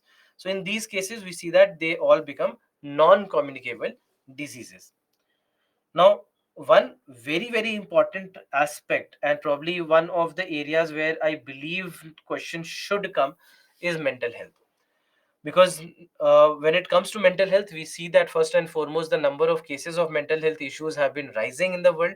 First, secondly, uh, we have a better understanding today. We do see that it's not, we do not have the kind of ignorance that we used to have towards these kind of mental health issues. So, what do we mean by mental health? It is defined as a state of well being in which every individual realizes his or her own potential, can cope with the normal stresses of life, can work productively and fruitfully, and is able to make a contribution to her or his community. This is a definition that has been given by WHO for what we should define as mental health. Now, so that's why it is not saying that there should be absence of stress from your life. It's about the coping of that stress, that people who are uh, in a good mental state, they'll be able to cope with the stress that they have. But if not, then that is where the problem lies. Now, what we see today is that there is an increasing number of cases of mental health issues, and these issues are attributed to many of these uh, reasons. So, for example, the changing lifestyle pattern. This is what we discuss, whether it is about your sleeping pattern, whether it is your eating habit, or whatever it is. We see that it is, for a lot of people, it's not great. It's not great by any stretch of imagination. So that is where the problems lie. That, for example, having a good sleep of 7 to 8 hours is required, having a good balanced diet is required, having those foods at the required time is required. So there are all these things that we need to do, and that's why we'll have to take all those steps for maintaining a healthy lifestyle. And we see that with a healthy lifestyle, a lot of these issues automatically can be taken care of. A good, let's say, physical activity also being added to the list of things that we should do. So there are all these things that actually help in solving some of these mental health issues also. Then social stigma and discrimination, this can also lead to social, I mean, these kind of issues can lead to mental health issues as well. We see that happening with a lot of people too. Then the career, the way people look at their career, that also has been seen as a big challenge in today's world, because that has been leading to a lot of stress in life, a lot of problems, a lot of incorrect lifestyles, etc. as well. The way we are working, the way many of us are working, that also actually adds to the problem. And of course, one of the biggest culprits of the day, smartphones. The way we look at our smartphones, the way we give the importance to our smartphones, we are not taking the help of smartphones, or we are not running that smartphone. The smartphone has started running us today. So that has become a problem. And the way we use smartphones, not only smartphones but also, let's say, taking a broader area of the internet, or making uh, maintaining your social profiles. That, for example, today when you click a picture, I don't know whether you click the picture for the beauty of it, or whether so that you can post it on Instagram. So that's the difference that has come here today, that we are, even if we are clicking the picture, we are not clicking the picture because we like the aesthetics of that picture, but rather because we think that it is a clickable picture, or rather a postable picture on a social media platform. And after posting that picture, if you get a good number of likes, you like it. If, let's say, for some reason not a lot of people have liked your picture, then it starts playing with your mental state. So something as trivial as people not liking your picture should not play with your mental state. But I see how the things work. And unfortunately, that is what the society has been reduced to, the number of likes and the number of comments that you get. So that's why we see that all these things, especially people who love to maintain that profile, love to maintain that social profile, it becomes a big challenge for them. So that's why we see that today, all these are aspects of a problem that smartphones actually have also led to. Then there are demographic and environmental determinants as well here, that they can also lead to these kind of problems. And we do see that certain kinds of environments, or certain kind of climates are also also related to a lot more cases of mental health issues like depression as compared to others. For example, something like sunlight is said to be good for your mental health, that somebody who's not getting exposed to a lot of sunlight can actually go in a negative direction of depression. It is clinically proven that something like this can happen. So that's why, for those climatic zones which are often cloudy and they do not get a lot of sunlight, etc., we see that the number of these cases in those areas are actually higher. So there are all these external factors also, and it's not only about the internal factors. Then, talking about the various different types of mental disorders, there are a lot of them. We are discussing only the ones which are the most common in the world, where the most common one perhaps is depression. Now, in case of depression, what we see is that first and foremost, there is a huge misunderstanding of what depression means and what depression is. And because of that, and also the kind of stigma that is associated with it, a lot of people never come out and say it out loud that they have this problem. Because first and foremost, you have to understand that a mental disorder is also a disorder, just like, for example, a physical manifestation of disease, where, let's say, if you have a fever, you know paracetamol. You know that if you have a fever, you will take paracetamol, you will ask somebody for a paracetamol, or at least you will consult a doctor. At least you will consult a doctor, and you will get those medicines so that you can recover. But in case of mental health disorders, what we see is that we don't talk to anyone, we don't tell anyone, we don't consult anyone who is an expert of this field, who can at least help you in one way or the other and bring you out of this state. So that doesn't happen. And there is a huge misunderstanding of what depression is. There's a huge misunderstanding of what depression is, that it's not about just a person being sad, right? It's just not about just a person being sad and being in a low mental state today. It's something that remains with the person for perhaps months, years, and I know people who have been suffering more than a decade. So that's why, I mean, it's not something that can be said to be just a state of being sad, right? So if somebody just says that, okay, you just need to cheer up, it's not that easy that the person will be able to just cheer up and forget about depression. It's just like saying somebody that you forget about this fever and the fever will go away. That doesn't happen, right? So something similar you have to think of it here as well, that it's not only about somebody being sad today. And that is where we see that there is a lot of misconception as well among the people, that, for example, you could be sad because of something. You could be sad because of uh, one problem or the other. So let's say India is playing a match, a cricket match, and India loses today.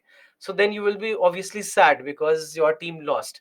But then tomorrow we'll win the World Cup and you'll be happy again.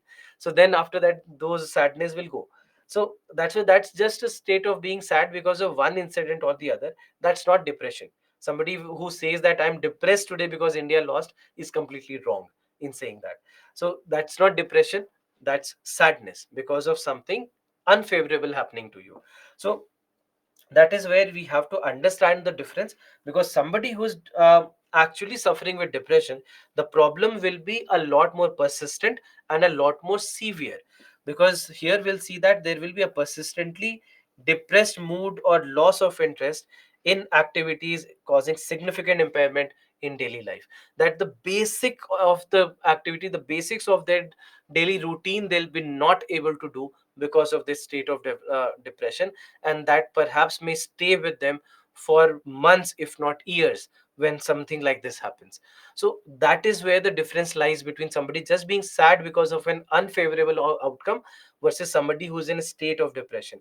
So we need a better understanding of these kind of areas as well, not only the patients but also for the people who live near these patients, who live, let's say somebody in your family, someone in your friend circle, somebody in your relatives.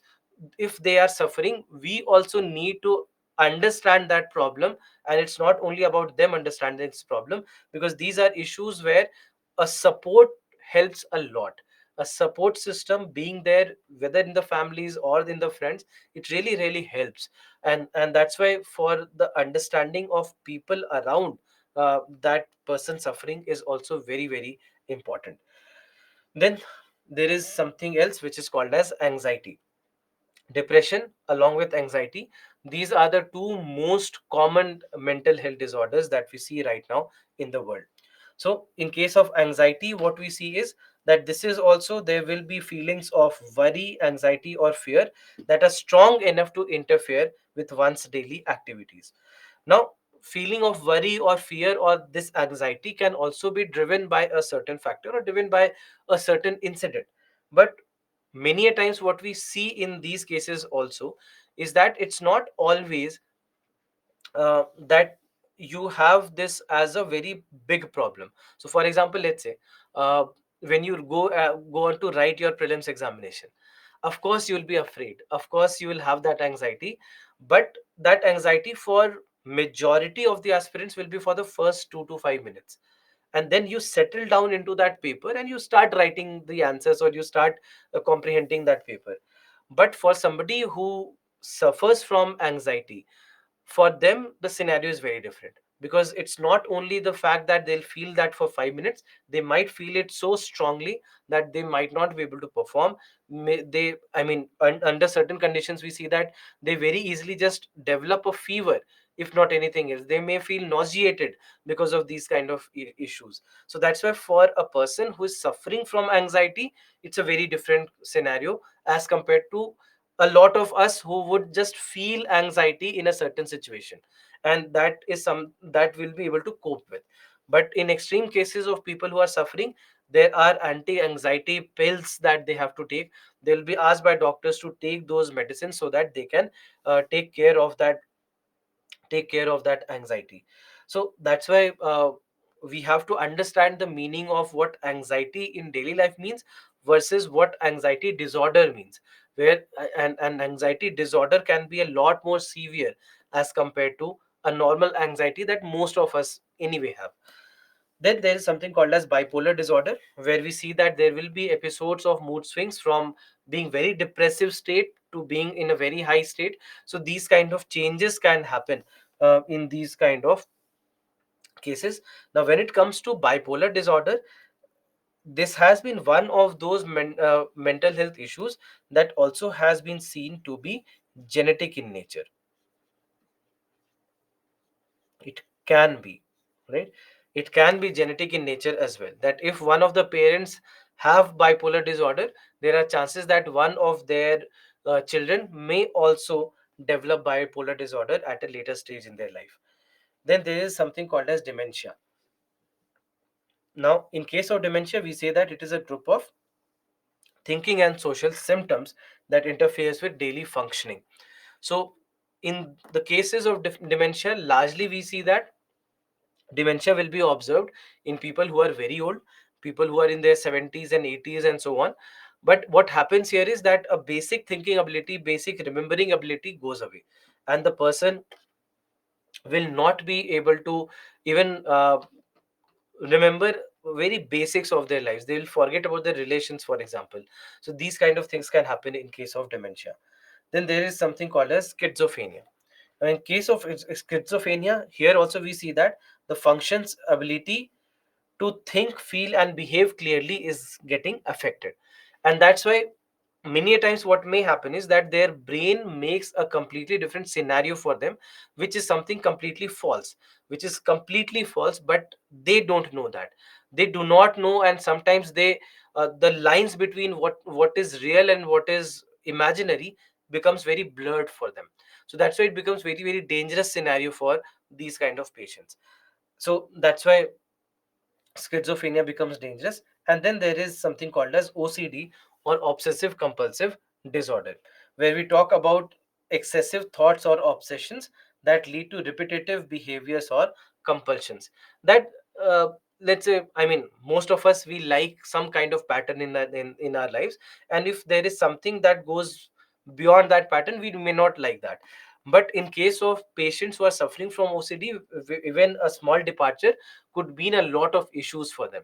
So that's why they'll, if they need their life to be in a certain way, their daily activities in a certain way, they do not like any kind of departure from there, and that can actually become a big challenge for them to counter. So for example, one of the most common OCDs is an OCD related to washing of hands. So not only I'm not talking about the post COVID era, but I'm talking about even that, even before that, that there are people who have that OCD of germs. So they would always feel that if they are touching any surface or they are going outside somewhere, they'll always feel that they have germs on their hands, and they'll keep washing their hand all the time. So that has been seen to be one of the most common OCDs in the world. So these kind of scenarios, whether it is about your room, whether it is about your space, whether it is about how you do a certain thing in a certain way, there are all these things that can lead to an OCD. So there are minor cases that's there with every one of us. So for example, for me, it's the fonts that I'm using in my lecture.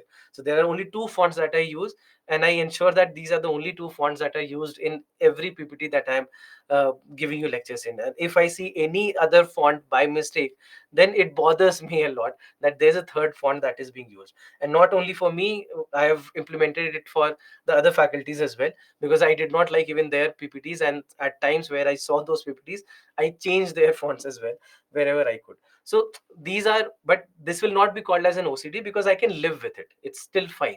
But there are cases where people will not be able to function properly if there is a departure from what they are doing. So that's why these kind of issues are always there, and these can be a very big challenge for people who are suffering. Now, what we see today is that there is a telemental health program also that has been started in India, and this is a news that was in PIB a couple of months back, where we basically are talking about how exactly over more than over 2 lakh calls have been received over the Telemanas helpline that has been operational since last year. So that's why we see that this is something that has been taken as an initiative.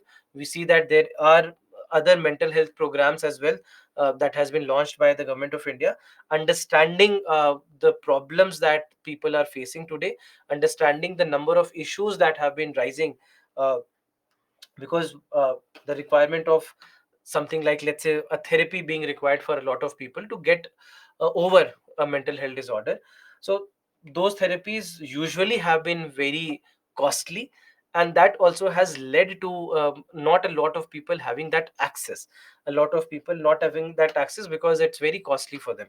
So that is where we see that this kind of an initiative would also help, that easily uh, easily it will be available for people across the country, and hence we see that this has been very important. So one of the key aspects of the steps that we have been taking, or the government of India has taken.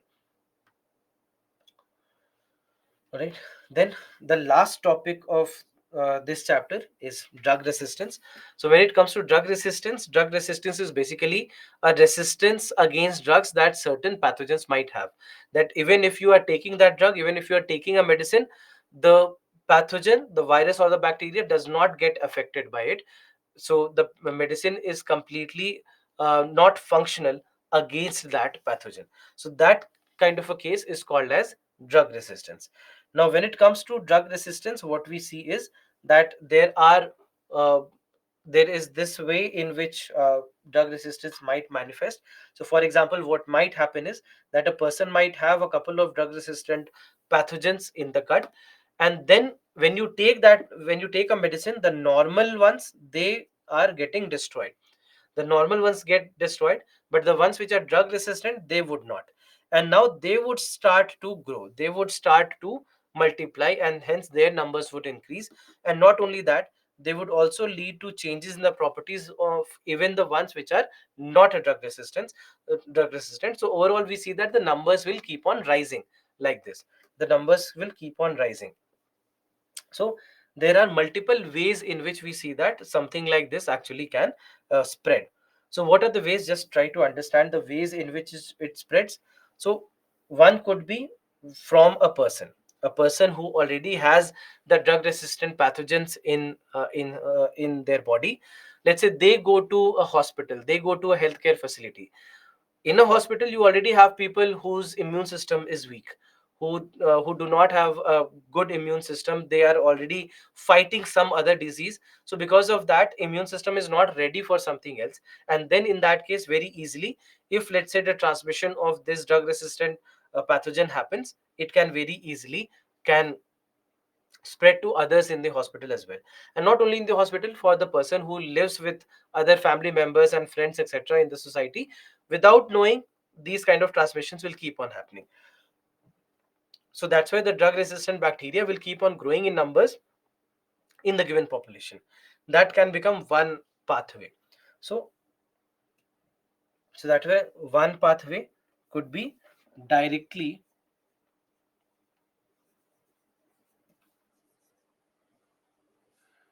from the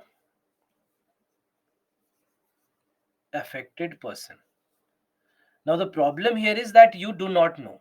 All right. The problem here is that you do not know. And it's not that it's a disease, it's not yet manifesting itself as a disease. It just remains there in your body.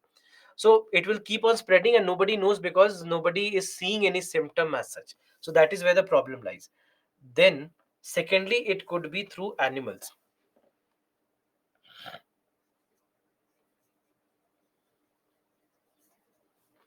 It could be through animals, and especially it could be because of overdose of antibiotics.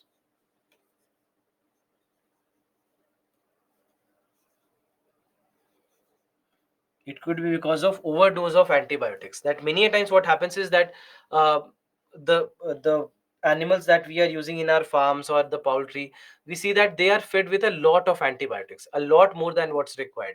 That if one tablet is required, you give them two tablets just to ensure that the infection does not happen. So that is not how it works. You have to give them the medicines and the antibiotics in the required amount. But the overdose, actually what it leads to is a lot more bacteria actually developing, because that overdose leads to them also understanding what's working against them, and they start this kind of a scenario. So then while consuming, let's say if uncooked meat or not properly cooked meat is being consumed by people, that can lead to this. And even through animal feces, it can mix with the soil and the water bodies and spread from there. So that also becomes one of the ways in which this can spread. Another way in which it can spread is our own ignorance. Another way in which it can spread is our own ignorance. We all are doctors, right? If I say fever, you'll say Dolo 650. So everybody knows crocin, everybody knows Dolo 650 and all that. And we start becoming our own doctors. We do not consult a doctor, we do not go to a hospital. We simply understand, or if not anything, we will just go to Google, and we presume that Google knows everything.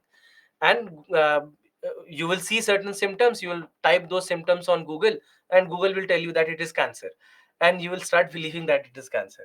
So but we have to understand that this kind of self medication is very, very bad for us, because ultimately you do not know, you haven't done the tests, you are not a qualified doctor, Google is not a qualified doctor, so it can only give you some suggestions based on what certain websites have given it. So this is this is very wrong, because then what happens is that many a times we take wrong medication. That, for example, antibiotic, we just know that okay, we can take antibiotic, but when do you take antibiotic? Against what do you take antibiotics? You take antibiotics against a bacteria, you take an antiviral against a virus. So do you already know whether it was a viral disease or a bacterial disease? You do not. Correct. So you do not know that, you took a wrong medication, and that will lead to more growth and development of these kind of diseases in the body. So ultimately that's why we have to understand that a wrong, you can say an incorrect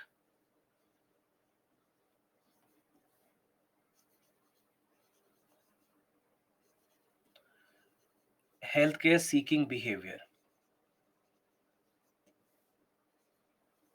this also is a big problem. This also is a big problem. So that's why we have to understand that this can lead to a problem.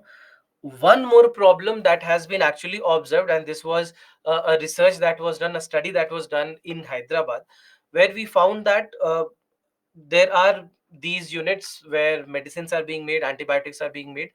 The drainage system of these industrial units, they had residues of antibiotics, and these antibiotics were then going to the drains, where you have a lot of bacteria, etc., which reside there. So they were getting exposed to these antibiotics, and they were also getting that resistance, they were also developing that drug resistance, because they had to survive in that environment. So that's why it also has become one of the ways. So the drainage of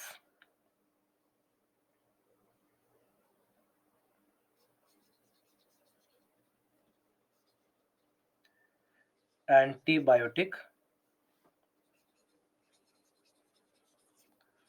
manufacturing units. So this also can actually lead to this. So incorrect healthcare receiving behavior, where either it is a wrong medication or an incomplete medication. Many times this also happens, that let's say you go to a doctor, doctor told you that okay fine, you take two medicines daily, one in the morning, one at night for 5 days. So in total of 10 tablets you have to take so that you can cure the disease. By the second day you see that the disease is gone, you don't see the symptoms anymore. So you think that okay fine, I don't need to take the medicine anymore, because I already see that the symptoms have gone away. So then what happens is that the symptoms might have gone away, the pathogen may not have, the pathogen may not have been flushed out of your system yet. So that also can become a challenge, because then it has just become inactive, it has not died yet, it has just become inactive, and now it knows what worked against it. So now there are higher chances that it will start developing a drug resistance against your body. So that's why there are so many things that can actually happen in this particular scenario.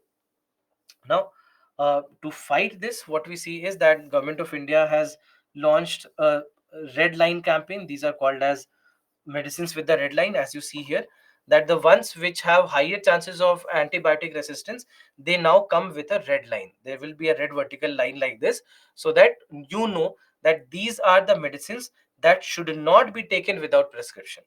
They should not be taken without a doctor's prescription. At least you should make sure that something like this can be taken care of.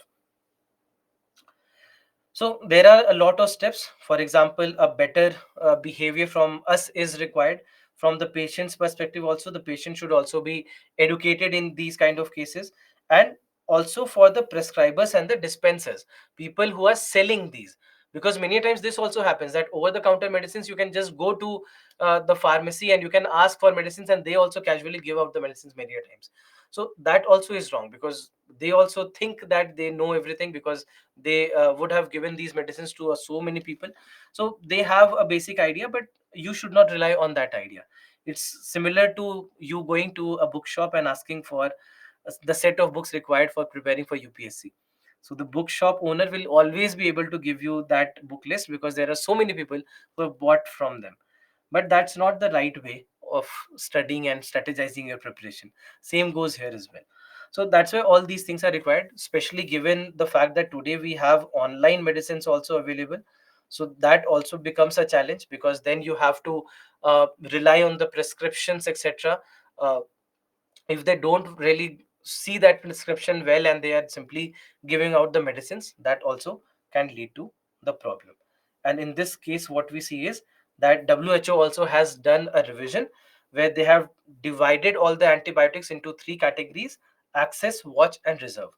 Access is the one where commonly used antibiotics have been kept, where they are easy to use and they do not cause any problem. Then the watch one is the slightly more potent one, where it can actually lead to some complications. So without prescription, it should not be taken. And then lastly, you have the reserve category, where they should be used only as a last resort. When nothing else works, when no other medicine is working, then only these should be taken. These are also called as last mile drugs. These are called as last mile drugs because they have to be taken only when nothing else is working for you. So that's why this categorization has been done, so that for the people who are selling the medicines also, they should also be aware that this is how the behavior should be, right? So this is it for this chapter. So let's take a break here. uh, any question if you have with regards to whatever we discussed, please post your questions here. I'll take your questions, and then after that we shall, I'll we'll take a break now, and then we shall I'll take your questions when I'm back. So, oh, it's 7:57. Oh, the so let's be back by 8 a.m., 8:10 a.m., right?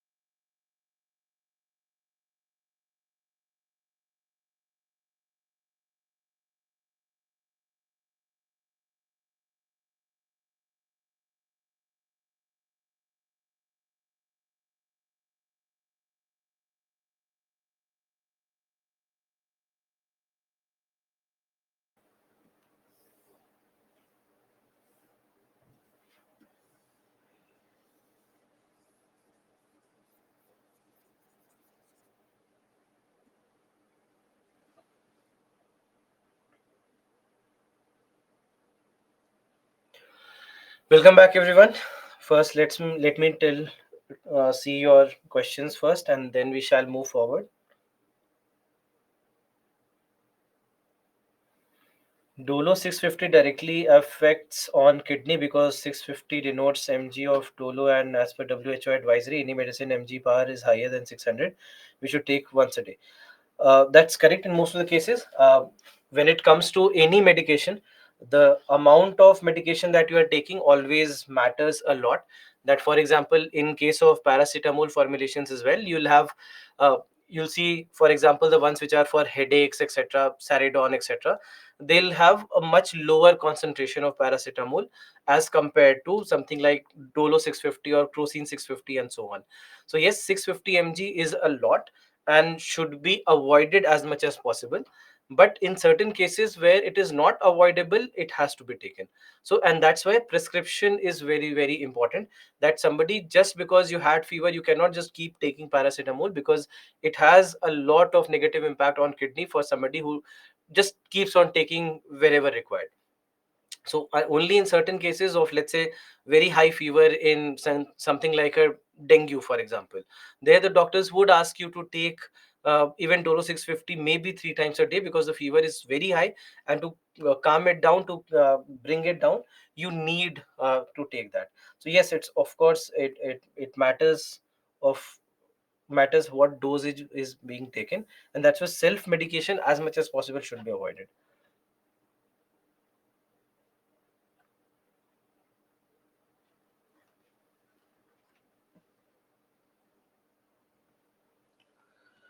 What about the veterinary antibiotics given to cattle and fish and fish shrimps, and we are consuming it as meat? Do they accumulate in, or is there any effects? They can, and that is what the problem is. That's why we say that the food, I mean, even if it is meat, it should be cooked very well before before consumption, because otherwise it can be dangerous at times, and that's why it can lead to bioaccumulation in this kind of a cases.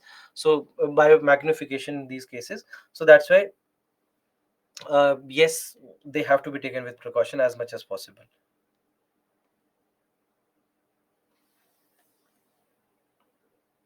Is cancer hereditary? It has been seen that in 5 to 10% of the cases, cancer also can be genetic in nature. Not always, all right, not always, not in every case, but in it has been estimated to that up to 10% of the cases that can be the problem.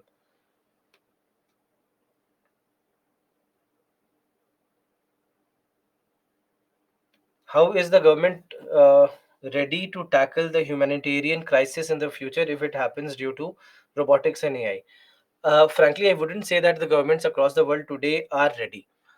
They have started thinking in that direction, they have started seeing what can go wrong, but still I wouldn't say that we are in a space where a lot of these efforts have been made by governments across the world. So long story short, if you ask me whether we are ready, right now we are not. There could be misinformation on the internet as well. What are its ramifications if the AI is trained on data without differentiating between right information and misinformation? That is where the problem lies. That a lot of information that has been taken, we do not know what the source of that information was. And if the source of information was wrong, then misinformation very easily can spread. For example, a lot of research that I keep on doing for, let's say, any current affairs or any lecture that I have to take, I see that there is a lot of wrong information that they present there. So happens all the time. I mean, it happens all the time, and that's why it depends on who has trained the data. So let me give you a simple example. Let's say Byju's has to train an AI system on various different subjects. I might be a very good candidate to train that system on science and technology, or maybe in environment and ecology. I probably am not the best candidate to do that for geography or to do that for polity.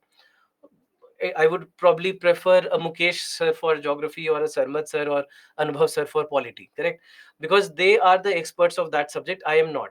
But let's say if I have been given the job to do that for every subject, I'll do with whatever standard sources I have, probably I'll train it with something like a Lakshmikant or something uh, of that sort. So what then happens is that I wouldn't have done the best of the jobs, because for my subject I know each and everything well, and I know what kind of training that particular system needs. But I cannot take the same decision with as much as wisdom for those subjects as I would have done for, let's say, something like a science and technology. So that matters a lot, that while the training of the system is happening, who is doing that training, and with what kind of objectivity are they doing the training. Some parents have genetic disorders like fall of hair, short height, long height, and some have sometimes skin also. But same in case of parents are different and their kids are totally different. Why? So see, what happens is that there is a mix of genes in the children. There will be a mix of genes. So some of those genes will be inherited. Some of those genes will not be inherited. The ones that are inherited, those kind of things will be shown in the kids as well. The kinds of genes that have not been inherited, then in that case they might not show that property.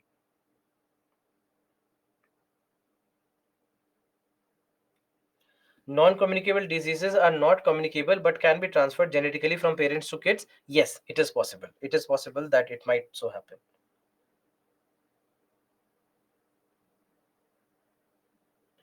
In animals, meat have in bacteria viruses are present in the meat. Is there any beneficial for humans or not? Wouldn't say so, because whatever helpful microorganisms we need, we already have it in our body. So it's nothing that we get from there.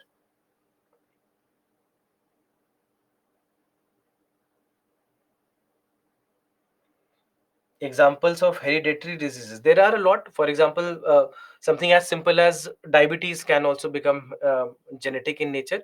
So that's why we say that the chances in children of people of parents who already were diabetic are higher, and they have to take an extra precaution, because then they have those genes that can lead to diabetes.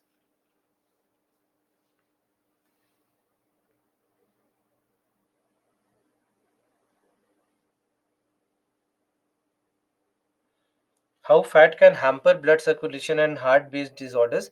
Fat, basically what happens with fat is that fat will keep on getting deposited inside your body, in the nerves, inside your muscles, etc.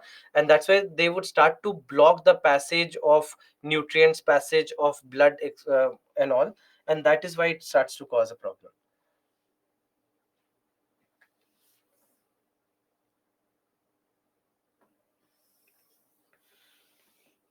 Is it suggestive to other ways, Ayurveda, Unani, etc.? Nageshwar, can you give me the context in which you are asking this question?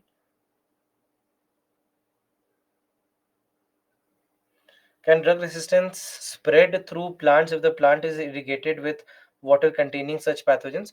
See, what happens basically here is that the bacteria or the viruses, in most of the cases, they are specific to a given uh, species. So, a plant virus generally does not affect anyone in the animal kingdom, and vice versa is also true. So, that's why they would not be able to survive in those environments. So, that's why they would not be transmitted from there on. Right. So let's move on. So next chapter for us is a small chapter of vaccines. Now, in case of when it comes to vaccines as a chapter, I mean, again, it's not something that has been mentioned in your syllabus, but in the context of the present times, it becomes an important chapter. There are a couple of questions that have been asked in the past, and I still believe that there are more to come in the coming years. So, first and foremost, what do we mean by vaccines? And I have a question for you here first, that if I ask you, what is the difference between a vaccine and a medicine? Can you tell me the difference between a vaccine and a medicine?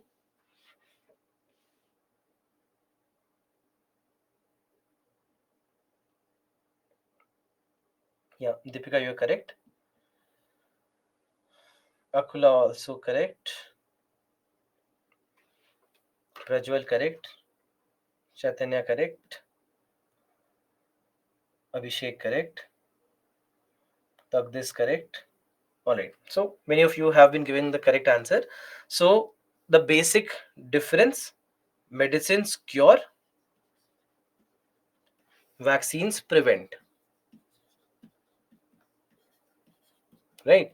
So we would take the vaccine to prevent a disease, whereas we'll take a medicine to cure a disease. That's the basic difference between the two, correct?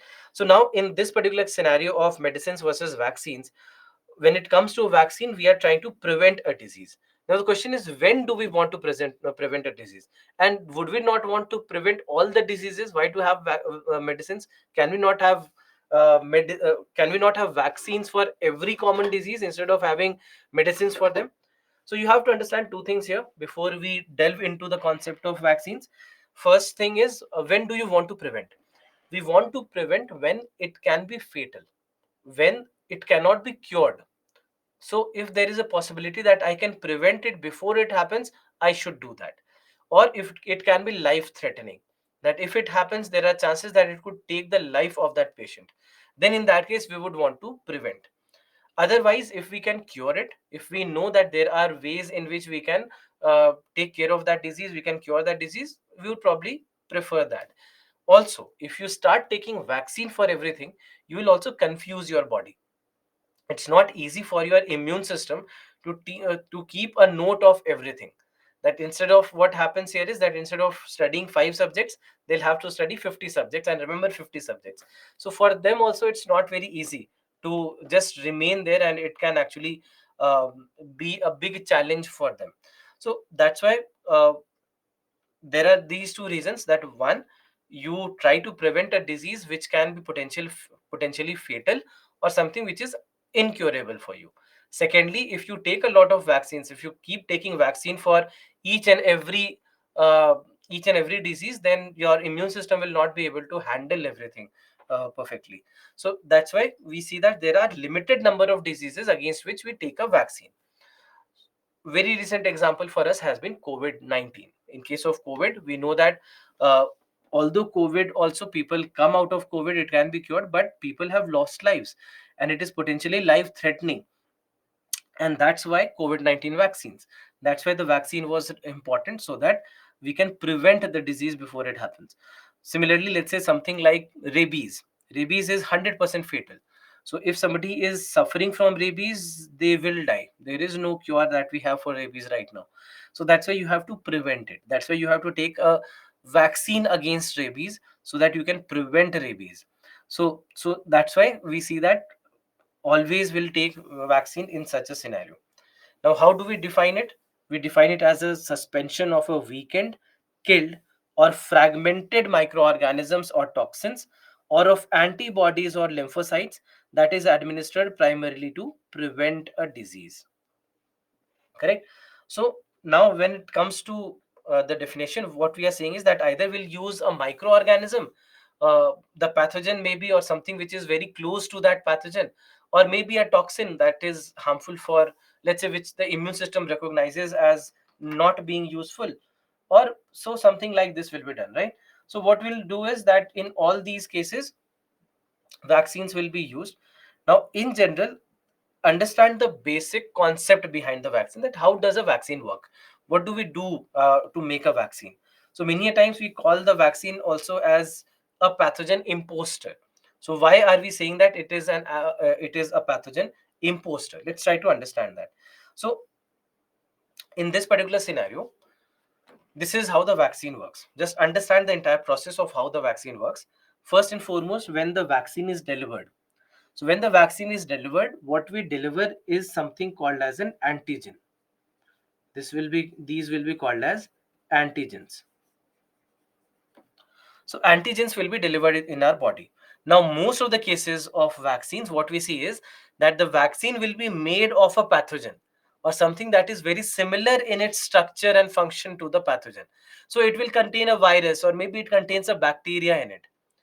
So the question is that if we are giving the same thing that actually causes the diseases, how does it prevent the disease?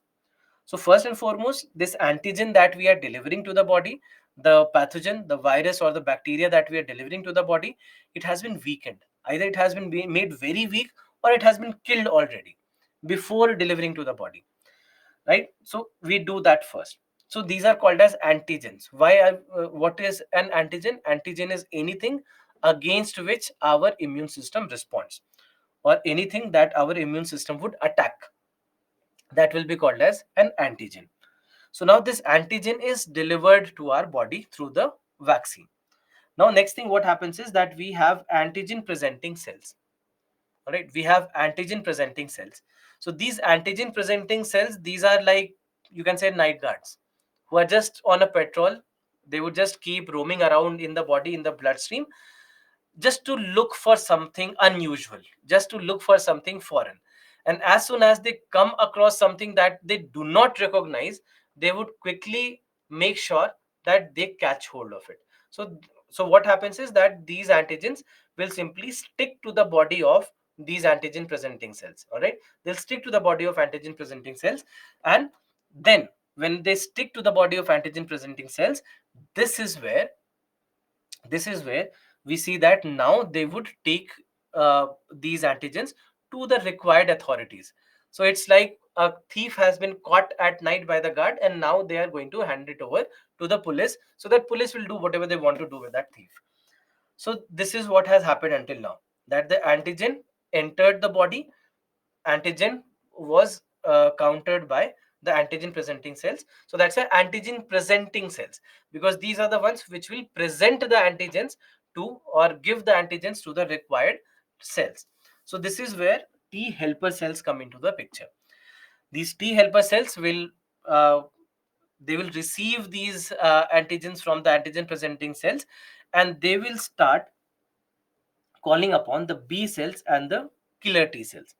So B cells, basically they will take the antigen and they will do all the research with that antigen, trying to understand that antigen, trying to understand what is this antigen and how to attack this antigen. So in a manner, what we say is that these B cells are like locksmiths. They're like locksmiths, that you have given them a lock where you have lost its key, and you are asking them to make that key. So this B cell will now make that key for this antigen, and this key that they make is called as antibody. These are called as antibodies. So antibodies basically are the proteins that act against the antigens. They will act against the antigens. So now, so that's why they are like the keys. The antibodies are the like they are like the keys that will be able to fit into the lock, which is this antigen. All right. So that is what is happening until now. Now, the next thing that we see is that these B cells will understand what kind of antigen it is. Based on that, they will produce thousands to lakhs of antibodies. All right, thousands to lakhs of antibodies will be produced next, and then what we'll see is that this is where the things will change. That these antibodies simply will go and lock themselves. They'll simply go and lock themselves onto the body of the vaccine antigen. So this is what the B cells do, that they will see the antigen, they'll analyze the structure of antigen, and they will make antibodies according to what they saw. Done. Next is the role of the killer T cells. So what happens in these kind of killer T cells is, killer T cells basically are like assassins. They are like assassins, that they have a mark. What is the mark? This is the mark. Whatever has been marked by the antibodies, whatever cell has been completely captured by the antibodies, they will simply go and destroy that. They only know this, that whatever has been marked by the antibodies, just go there and just destroy it. So this is what will happen. So now what has happened is that these killer T cells, they have completely destroyed the vaccine antigen. They'll simply go and destroy the vaccine antigen. So then the question is that if the vaccine has been destroyed, then how does it help? How does it help if it has been destroyed? The answer is this: the memory cells. The entire process, whatever was happening, there was a video recording of it. All right, there's a video recording that was being made of it, and this video recording will be played later. So something similar is happening here, that a memory of all these aspects of memory of the entire procedure, that memory is kept with the immune system. So they create memory B cells, memory helper T cells, and memory killer T cells, and these know what was done to this vaccine antigen. So next time when the actual pathogen enters, because actual pathogen in its structure will be very similar to the vaccine antigen. The vaccine has been chosen in a manner that it is very similar to the actual structure of the of the pathogen. So for example, in case of COVID-19 also, you might have come across this news that for COVID-19 also, in a lot of vaccines we are using other viruses, other coronaviruses which are not harmful for us, but those are coronaviruses. So that's why they are very similar in structure to the actual SARS-CoV-2 virus, that is the COVID-19 virus. So now what happens is, because there are memory cells, so they know what this looks like and what needs to be done whenever you have a similar structure in the body. So as soon as the antigen enters the body, the same antigen presenting cells again will come in the way. Now what happens here is that the memory helper T cells will come, because they know, they recognize what it is, they know this, and that's why memory helper cells will come. They will call upon the memory B cells and they will call upon the memory killer T cells, and now the similar antibodies will be made, and they will go and capture the pathogen. They'll go and capture the pathogen, and they would now the killer T cells will simply go and destroy that pathogen. Now what happens here is that this happens very quickly. The first time when the vaccine entered the body, it would have taken some time for the immune system to figure out how to act against it. This time when the pathogen enters, the body already knows, the body already has an inbuilt immune against it. So that's why the immune system will very quickly act this time, because this is otherwise what the problem is. That for example, in COVID-19, the problem is that by the time the body understands how to act against this virus, it might be late. It might be late for a lot of people, and that is what we saw, that a lot of people lost their lives because of this, because the immune system could not fight this virus, could not figure out how to fight this virus. Only with the people who let's say had very strong immune systems, or let's say people where fortunately for them the viral load of that virus would have been less, only in those cases we saw that people could survive. Otherwise, even if let's say there have been a lot of unfortunate deaths here, but even if not, we see that it became very severe for a lot of people also. Correct. So that's why when vaccine is taken, the time that immune system otherwise would have taken when directly exposed to this pathogen, now that wouldn't happen, because the vaccine has led to a kind of a training, or has helped in developing a mechanism, so that you are ready for the future. So that you are ready for the future, the immune system is ready for the future, and it does not get affected by the pathogen whenever the pathogen enters the body. All right, so this is basically what is done in this scenario. So first step is that vaccines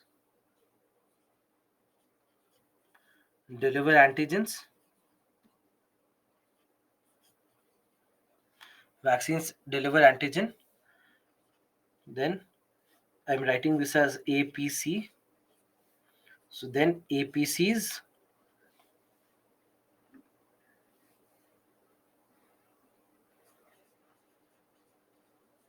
carry the antigen, carry the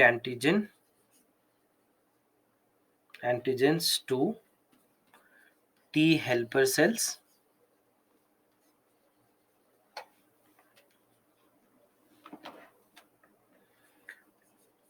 T helper cells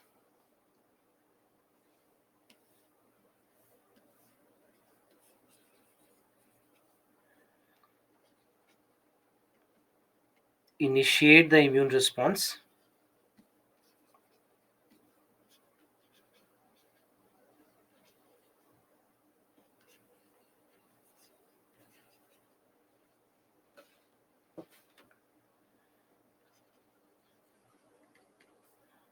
With B and T cells. B cells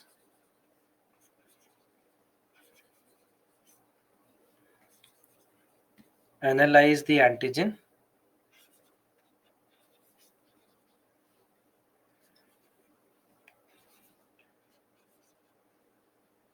and produce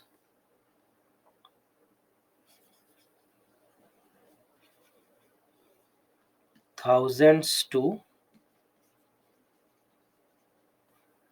lakhs of antibodies. Next, killer T cells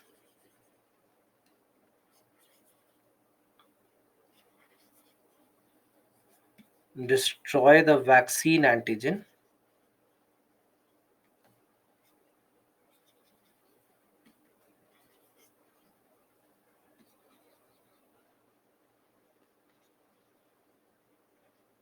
surrounded by the antibodies. So this is basically what will be done, correct? And then lastly, what we see is that memory cells are created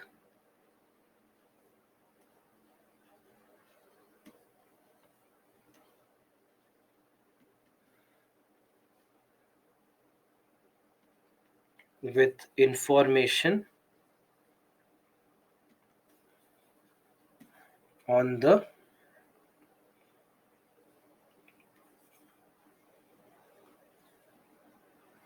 procedure to destroy similar antigens.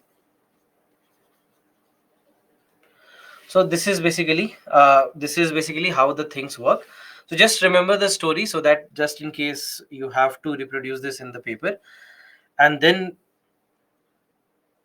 the next step is when the actual pathogen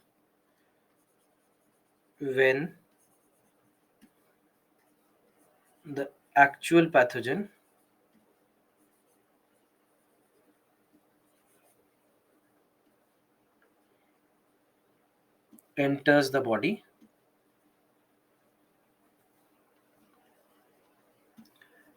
the same procedure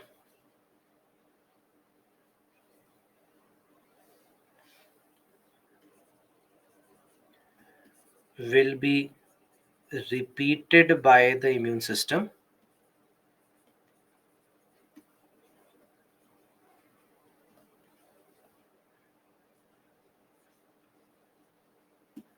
much faster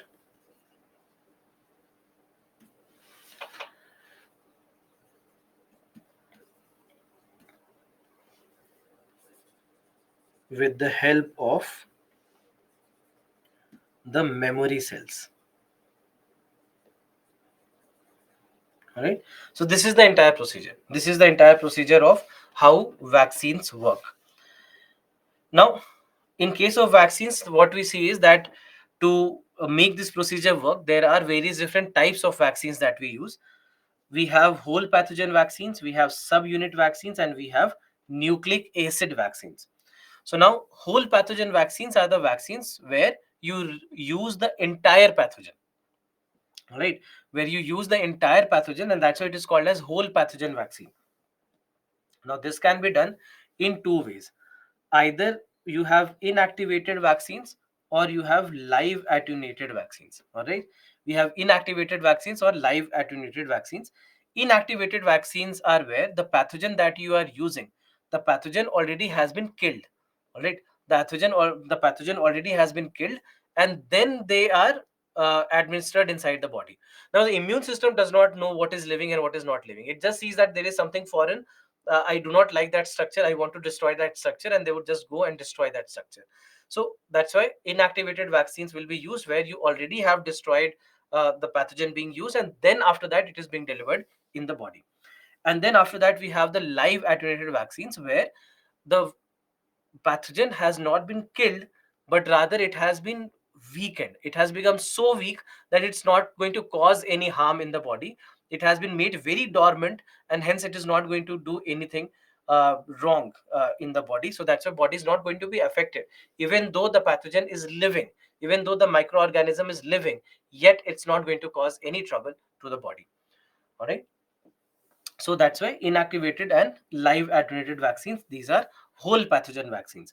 Most of the vaccines that we have used until now, we have seen that most of them, they have been whole pathogen vaccines. Then we have the subunit vaccines. So subunit vaccines are called as subunit because you are only using a part, where you are only using a part of the vaccine. So that's why it is called as subunit vaccine. So only the part that acts as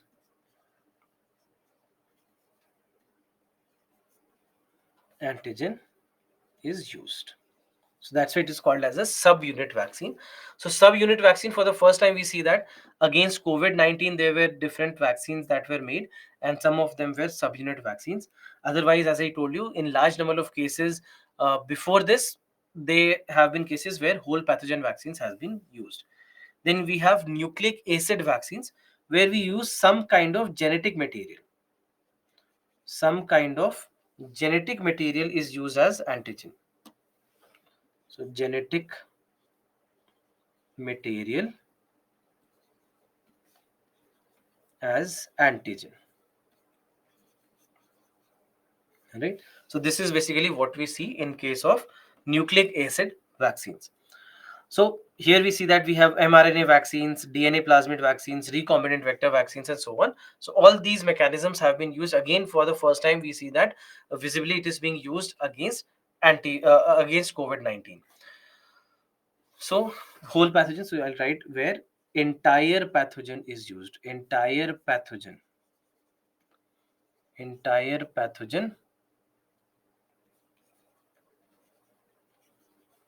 living or dead, is used. Right. So this is basically how we are looking at the various different types of vaccines. Now, in these cases, there are some vaccines which have been very common, which have been used in various different countries. We'll discuss about that. First, I have a question for you. I've not discussed this, but I still want you to answer this question. You can answer this question from your previous knowledge. Read the question. I'm launching the poll also for you.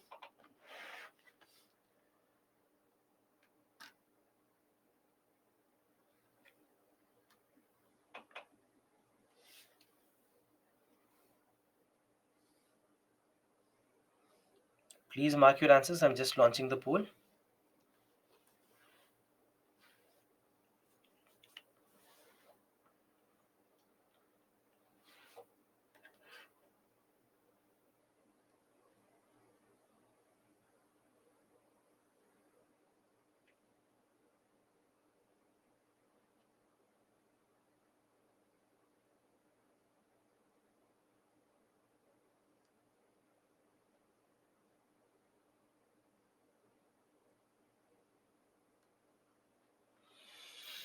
Wonderful. 77% of you have marked C, which is the correct answer. 13% A, 9% B, and 2% D. So, question says, with reference to recent developments regarding recombinant vector vaccines, consider the following statements. First is, genetic engineering is applied in the development of these vaccines, and second is, bacteria and viruses are used as vectors. So, recombinant vector vaccine. Where did we come across this term, recombinant? Where did we come across this term? Recombinant biotechnology, right? So, in biotechnology, while discussing the transgenic crops, the GM crops, we had discussed this. So, recombinant was where we were combining, if you remember, combining two genes, right? We were combining genes here,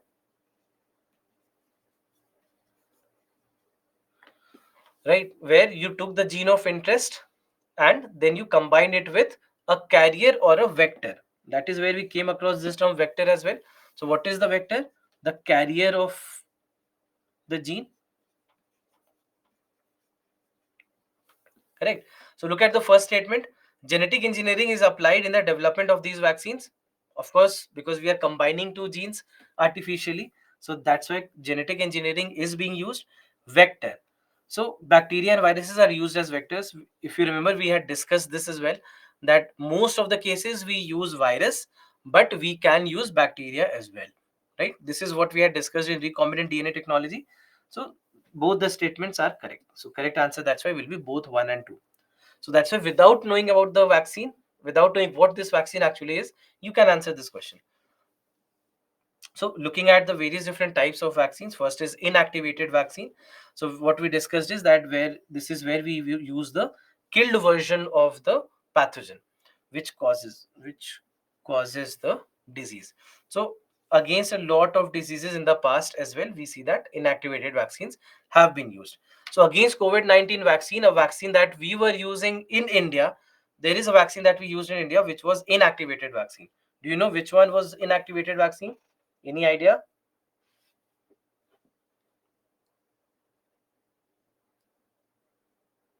Yes, Covaxin, correct. So Covaxin that we used in India, Covaxin basically is an example of an inactivated vaccine. Then there is live attenuated vaccine where we have a weakened form of the germ or a very dormant form of the germ. Again, we see that there are a lot of cases in the past against which live attenuated vaccine has been used. So in case of the COVID vaccines, Covishield is an example.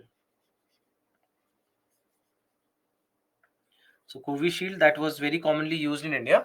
Covishield is a live attenuated vaccine. Similarly, we have mRNA vaccines, which also have been very common in the world, used against COVID-19.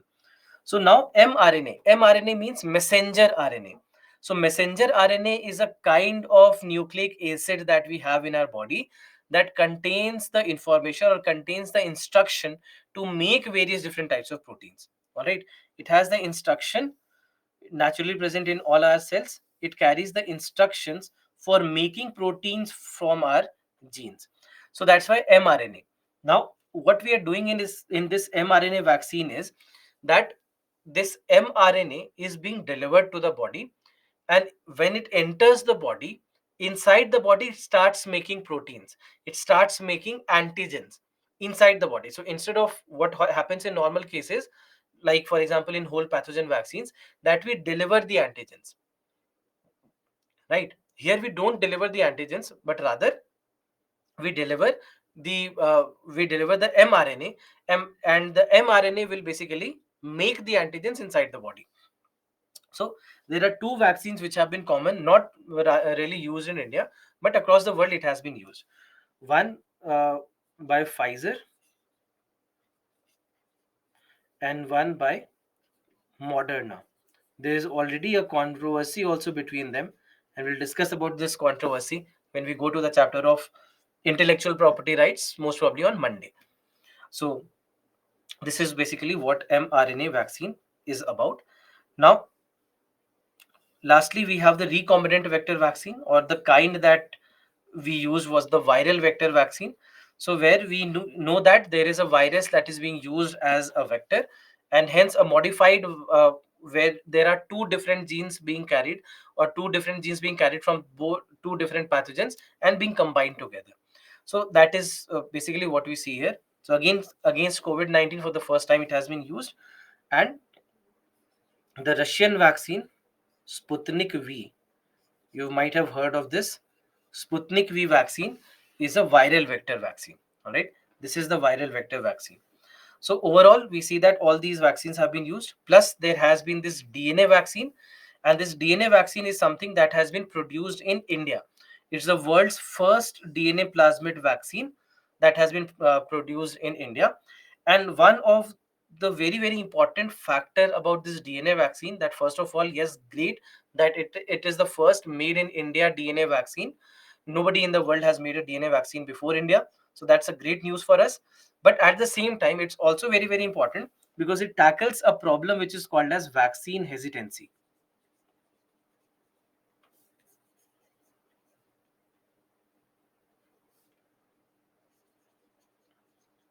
Vaccine hesitancy. So it tries to tackle the problem of vaccine hesitancy. So vaccine hesitancy is when people are afraid of taking the vaccine for some reason. So for example, you don't like needles. So if you don't like needles, which is the most prominent vaccine hesitancy in the world, so you don't like needles, so that's why you're trying to avoid the vaccine, because you don't like to feel that needle going in your arms. So this problem gets solved because there is something which is called as pharmajet, which is being used here instead of using the regular syringes. So it's a needle free application of vaccine. So you might have heard of the nasal vaccine, for example, right? uh, Nasal vaccine. So these are the vaccines basically where we see that because needles are not being used, injection is not being used. So a lot of people who were afraid of taking the vaccine because of the needle factor, they can get this vaccine. They can at least get this vaccine administered. So that's why DNA vaccine, and good thing for India that India has been the first one to make this vaccine. Now, for the vaccine, apart from the basic parts that the vaccine has, there are other things also that are there in the vaccine. So, for example, we know that there is this antigen. Of course, it has the antigen, but apart from the antigen, there are other parts also that are there in the mix of vaccine, so that vaccine can have the kind of effectiveness that it needs to do. So, for example, we have the preservatives. So preservatives will ensure that the vaccine does not become contaminated. So it will prevent the vaccine from becoming contaminated. So certain chemicals will be used. Then there are stabilizers. So stabilizers will prevent the chemical reactions from occurring in the vaccine. So that, again, chemical reactions would also mean that it will lose its properties. So that's why it has to prevent it. Then there are surfactants. So surfactants ensure that all the components of the vaccines, everything that is there in the mix, it's all kept together. All right, it's all kept together in one single phase.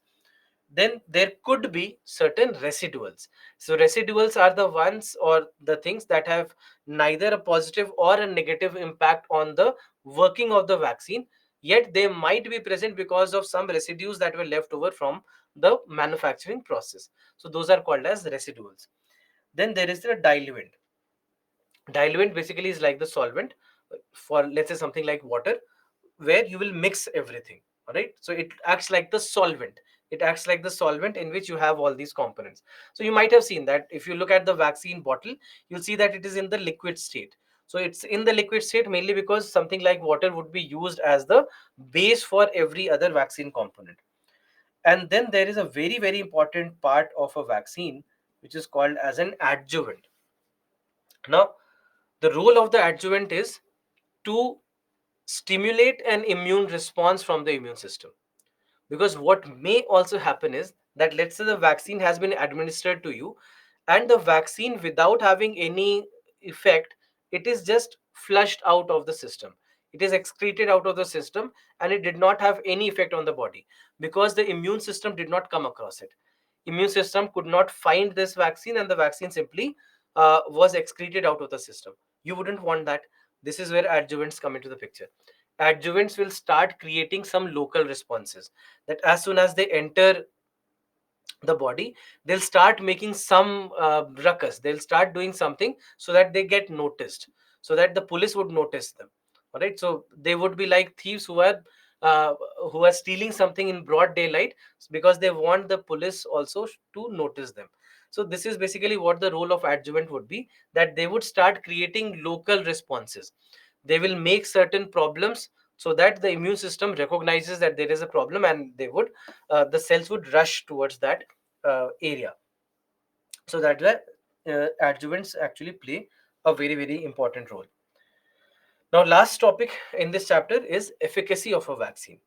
Now, before we understand what is efficacy, we first need to understand what is the meaning of a clinical trial.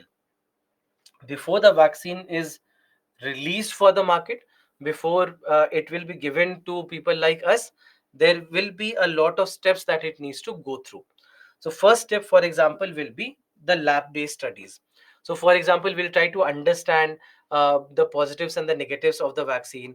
Is there any side effect? We'll test it on, let's say, a stem cell. We discussed about this, that on stem cell we many a times we grow an organ or grow a tissue out of the stem cell, and we can test the vaccine on it. We can test a drug also on it. So that's why this will be the first step. If that's all good, we see there is no problem, then maybe on some animal subjects also it will be tested. Many a times we see that on mice, on rabbits, etc., these kind of testings are done. If everything is great, if everything seems fine and seems completely safe, then in that case this vaccine would enter its phase 1. And it's in this phase 1, you will have a small group of people, let's say about 100, about 50. It can be 10, 20, 50, 70, 80, etc. So small group of people on whom the vaccine will be tested. If everything seems fine, if we see no problem whatsoever here, then we increase this to a population of, let's say, 500, maybe 300, maybe 700, approximately 500 people. If everything is good here, then we increase this population further to maybe 5,000 people, and then further to maybe 50,000 people. So in this manner, phase by phase, the testing will happen based on the result of the previous phase. Will sometimes, let's say, if there are certain changes required before it goes on to the next phase, those changes will be done, and it then goes to the next phase and so on. So after this phase 4, after it has been tested on phase 4, if everything seems fine, no side effect, no problem whatsoever, then it will be released for the market. So this is basically what happens in a clinical trial. Now, at this stage of clinical trial, we calculate something called as the efficacy of a vaccine. So, how exactly efficacy of vaccine is considered? Just understand this. This is a case study of Pfizer. This was released by Pfizer. So, in Pfizer's case study in COVID-19 vaccine that Pfizer made, there were 43,000 participants. Right, 43,000 participants, out of which 170 participants got COVID-19. Now, you might have come across these efficacy numbers, these numbers. You might have come across these numbers that Pfizer has 95%, Moderna has 94%. Our Covishield AstraZeneca is right here at 67%, Covaxin showing 78%, and so on. So, you might have come across these numbers, and these numbers would also worry us, thinking that okay, US is getting a vaccine which has an efficacy of 95%. We are getting a vaccine which has an efficacy of just 67% or 78%. So something is wrong here, it's not good enough for us perhaps. So you might get these kind of feelings, right? You might get these kind of feelings. So that's why understanding of these numbers is very, very important.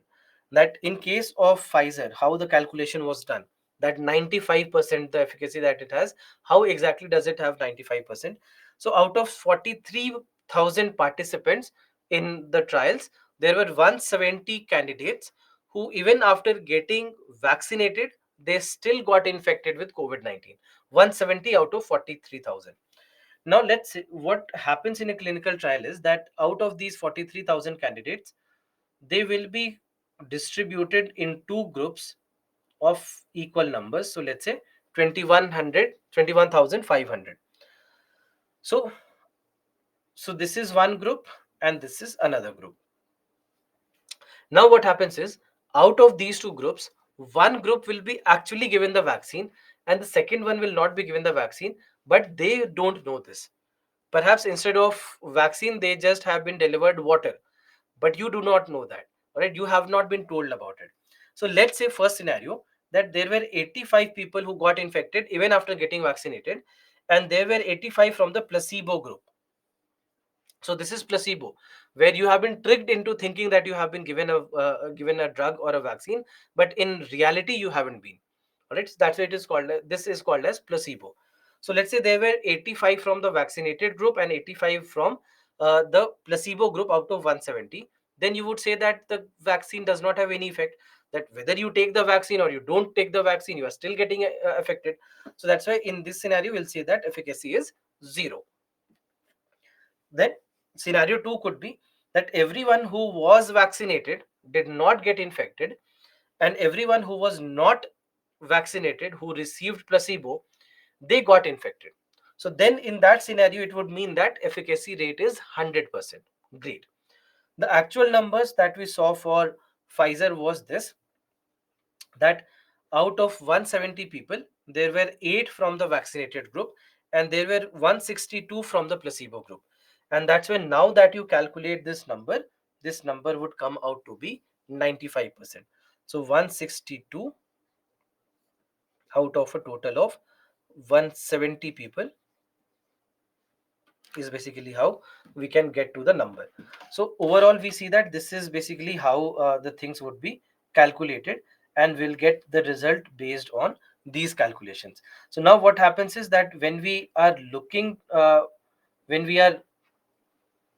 for calculation of efficacy, this is how the calculation will be done. So it, I think, comes down to approximately 95.3%. So now what it means is that if you are vaccinated, this is the percentage of chance that you will be able to prevent that disease. So now it does not mean that out of every set of 100 people, 5 will get COVID-19. It talks about in an individual manner, that an individual has 95% of chances that you will not get COVID-19 after getting vaccinated. Now, the problem is that these numbers can also be very misleading. We also have to understand from the perspective of what is the role of a vaccine. The ideal role of a vaccine is that it should prevent you from getting any kind of infection, right? It should prevent any kind of infection. If not, at least it should be asymptomatic. No symptoms should be there. It should be an asymptomatic case, or maybe moderate symptoms. This is what the vaccine is supposed to do, right? To to help you prevent against severe symptoms, against hospitalizations, or against the certain, or against the ultimate unfortunate scenario of somebody's death. So this is what vaccine is supposed to do. And from that perspective, if we look at the vaccines that we had, most of these vaccines, you can say, had a 100% efficacy. That even if, let's say, they were not uh, able to be effective 100% of the times with no infection whatsoever, even then, even if, let's say, something happened or somebody got infected even after getting vaccinated, in most of the cases they could come out of it with very mild symptoms or maybe no symptoms at all. This is what we have seen in the later phases of COVID-19. That one, because of mutations also it got weakened, and secondly, because we were vaccinated, it got weakened. And even if, let's say, somebody got infected with COVID-19 even after getting vaccinated, the chances of you getting a very, very severe case was reduced to almost zero. It's not that it was completely zero. Yes, there have been a couple of cases where deaths have happened even after getting completely vaccinated.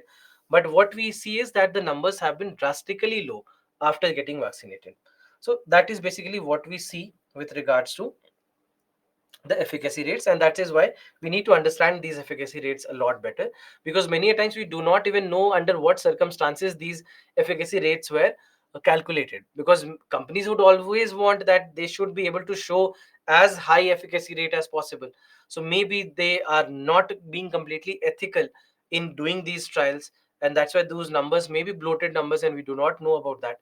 So many times all these kind of problems can also happen, that they, for example, they might pick people who are very healthy. They do not pick people who are somewhat unhealthy, or maybe their immune system is not that great. They do not pick that people. So obviously the efficacy rates will be very high when you're picking people who are perfectly healthy, who do not have any, let's say, medical history whatsoever, etc. So that's why there are all these cases also which need to be understood well. So this is about this chapter. Any questions if you have, please let me know.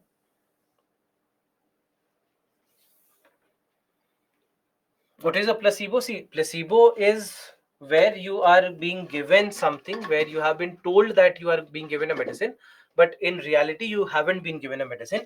Your brain has been tricked. Your brain has been tricked into thinking that you actually are getting the vaccine or getting the medicine.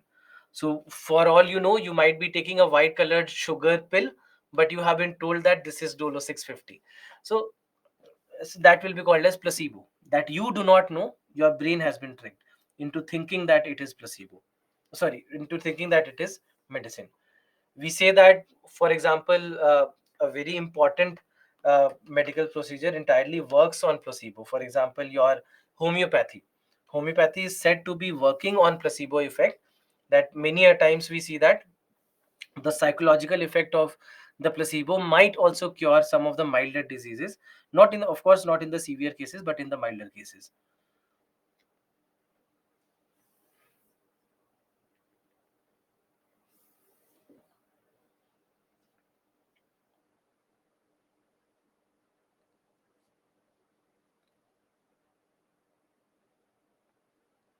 Why is the immune system of few compromised weak or take longer to act against an antigen? It's just the basic way the immune system is. Not everybody would have the same strength. Not everybody would be. Uh, I mean, it's not only about the immune system. It goes for any system in the body. Naturally, over a course of time, you develop in a certain manner. It could also be because of uh, the food habits, etc., that you have, the lifestyle that you have, that also can add to a lot of issues for many. And there could be other diseases that have weakened the immune system over a period of time. That also is a problem. Sometimes it's the genetics itself that can also lead to a very strong or a weaker immune system. So there are multiple such factors that act here. Can you do tomorrow class timing to 7? I'm not sure whether we can do it. I'll check, but I mean, chances are almost negligible that we'll be able to change the timings.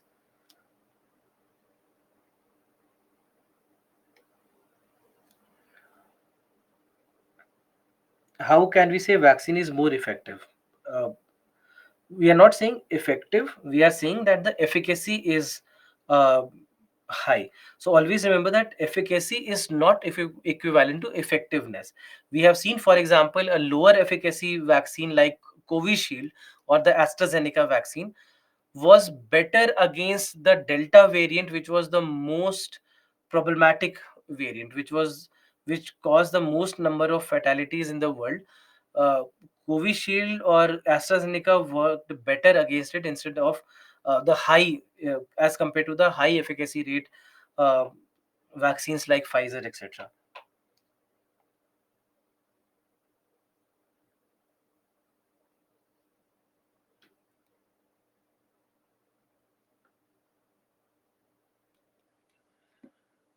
If antibody produced by two or more different bodies or person, can it be similar or might be different if both persons affected by the same pathogen?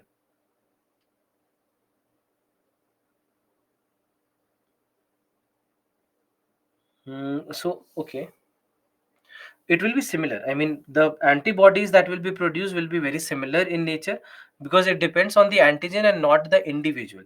So depending on the antigen, we see that it can actually be uh, very very similar.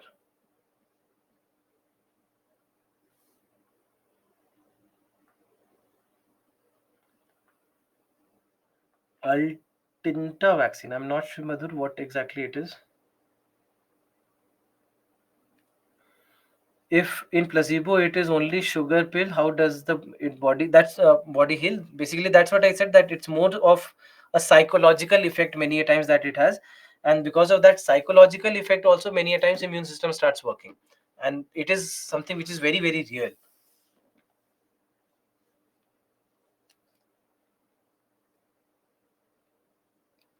The memory cells created due to vaccine administration can also die. Then why are some vaccines one time and some need frequent doses? It depends on the kind of mechanism that is used, and many times we see that the vaccines which are faster in the vaccine, I mean, the wherever we see that the pathogens are faster, we see that the vaccines also die faster. And that's why we'll use the second dose or the third dose.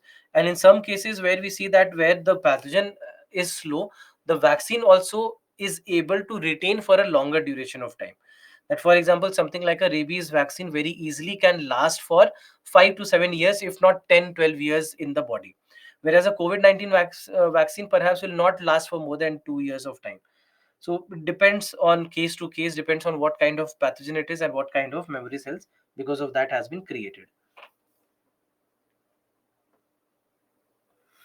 Scenario 2 of efficacy not understood. Scenario 2 of efficacy was basically about that when everybody who took the vaccine, everybody who took the vaccine did not get infected with COVID-19, and everybody who was given the placebo got infected.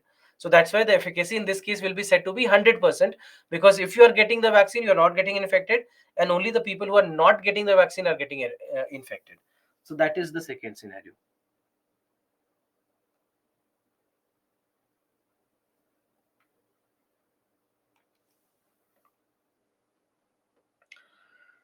I'm confused that efficacy is calculated through unvaccinated persons or vaccinated ones. The vaccinated ones, the people who it is calculated on the basis of all the participants who were there.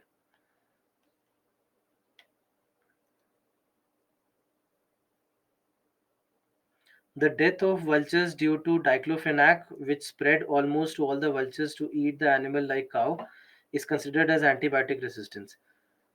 No, it's not antibiotic resistance. It was the toxicity of diclofenac because of this, because of which this happened. Clinical trials take a note of the short-term effects on health, but what about the impact which can appear in long term? That's the bigger problem. That's the problem that we always have to check for, and that also is the reason why you'll see that most of the cases when the vaccines are released in the market, they would have been released after 10 years of clinical trials or maybe 15, 20 years of clinical trials. For example, the leprosy vaccine that has been uh, that is made in India. India becomes the first country to make a leprosy vaccine. It took almost 35 years of trials. 35 years of trials. After that, it has been released. So in most of the cases, actually, that will be done. But what happens here is that uh, for the people who are participants, that can be a very tricky situation for them sometimes. That if they are going with an ailment, they are going with an undisclosed condition, that can have a negative impact on them.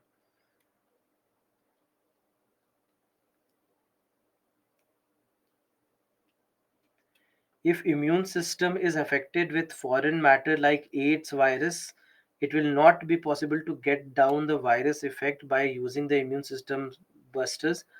Not really, because it completely, I mean, starts to destroy the immune system altogether. If affects it, it negatively starts to control it altogether and makes it impossible for the body to respond.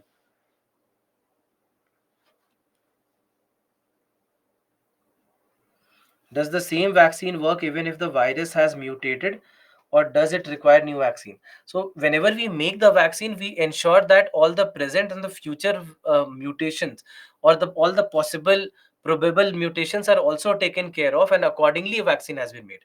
So whenever we make the vaccine, we do not make it only for the present mutation, but we also do it for the future mutations.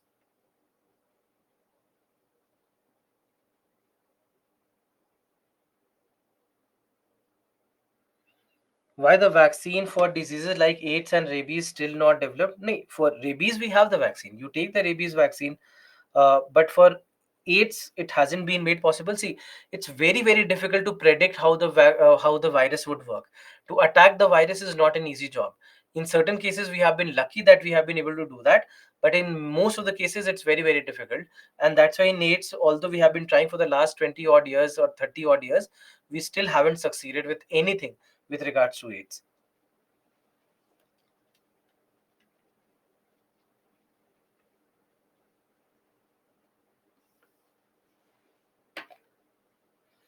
Our body is so beautifully designed to mostly produce whatever it requires just by providing the right food. Absolutely correct. How T cells impact the pathogens? They would simply go and just destroy the pathogens. They would just look for the pathogens that have been marked by the B cells, and they'll simply go and destroy that.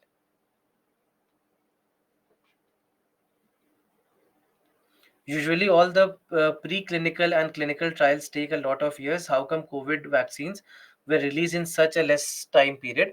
There have been a couple of factors here. One factor has been biotechnology, second factor has been artificial intelligence. Because of these two factors, these two advancements, which were you can say mostly absent in the previous such cases. For example, last time such a big problem, such a big stage problem happened was in 1920s, at the time of Spanish flu, where did not have developed mechanisms in the field of medicine that we have today. So these two were primary forces that could help us in making the vaccine much faster.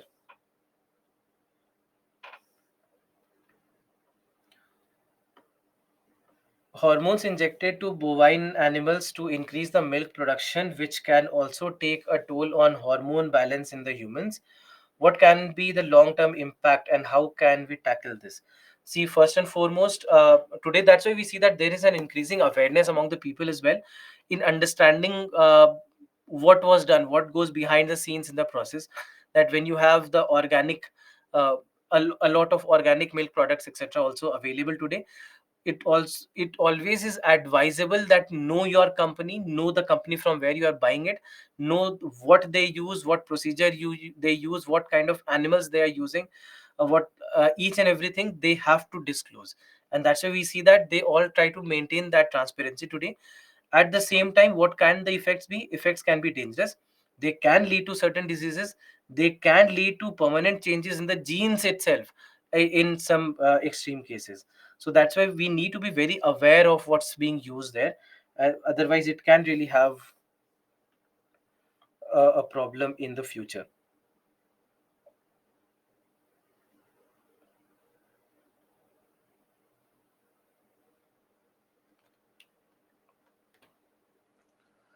Yes, immune system is the good defense mechanism for us. Absolutely correct. Tomorrow's class timing will be from 6 o'clock. We'll maintain the similar timings that we do every day. So there's no change in the timing. The same timings will follow for tomorrow as well. If somehow we develop a vaccine for cancer, will it stop the cell growth? It should be able to, but developing vaccine for cancer seems very far-fetched for today, because first and foremost we don't even know what causes cancer. We know about the factors that can lead to cancer. So for example, let's say something like tobacco, use of tobacco, or maybe smoking. These are factors that can lead to cancer, but we cannot say that these are reasons for cancer. Maybe somebody who smokes a lot never gets cancer. It can happen. Maybe somebody who smokes little develops cancer. So that's why we see that there is a lot of unpredictability when it comes to cancer in a lot of cases. So that also is a big challenge with cancer.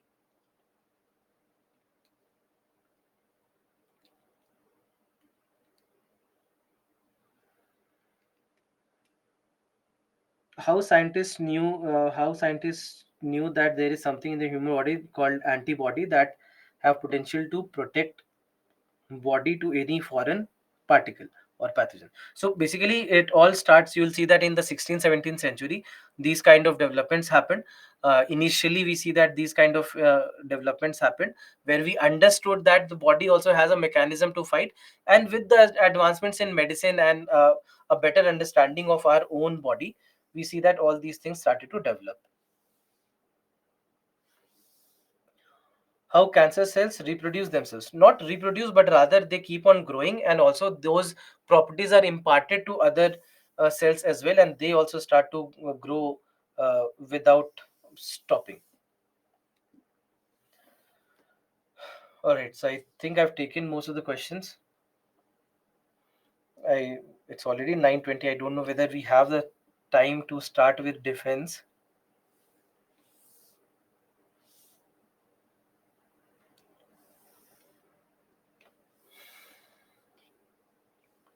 All right, so let's, because it's a new chapter, it's better if we start tomorrow. No worries. We'll start with defense tomorrow. So for tomorrow, we'll start with defense, and I'll tell you what all we'll do tomorrow. We'll start with defense. This will be the first topic for us, and then after that, we'll pick up a very very important topic, and that is IT and communication. A very very important topic, a very long chapter as well. Tomorrow it will start. I think it will flow to Monday as well. So tomorrow and Monday, IT and communication, and then the last chapter of IPR is something that we'll take on Monday. All right. So this is basically what we are going to do in tomorrow's class. So we'll start with defense, a very small chapter, wouldn't take more than half an hour to 45 minutes. And then the whole day will be spent on IT and communication. This will continue on Monday, and then on Monday, we'll take up IPR as the last chapter. All right. So these are things that we are going to discuss.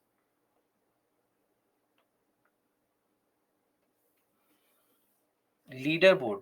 Today, I think there was only one question. So fine. There are enough number of you who are rank 1 today.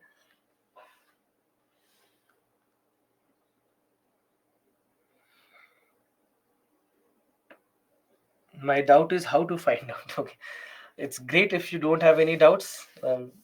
That also speaks that okay, fine, I could do a good job, that you do not have a lot of doubts, right? So this is the leaderboard for you for today. So it was only one question today, so it's fine. Leaderboard does not have a lot of relevance in today's class. Right. So let's end our session here today. Tomorrow we'll start with defense and we'll go to the chapter of IT and communication as the next chapter. Thank you very much.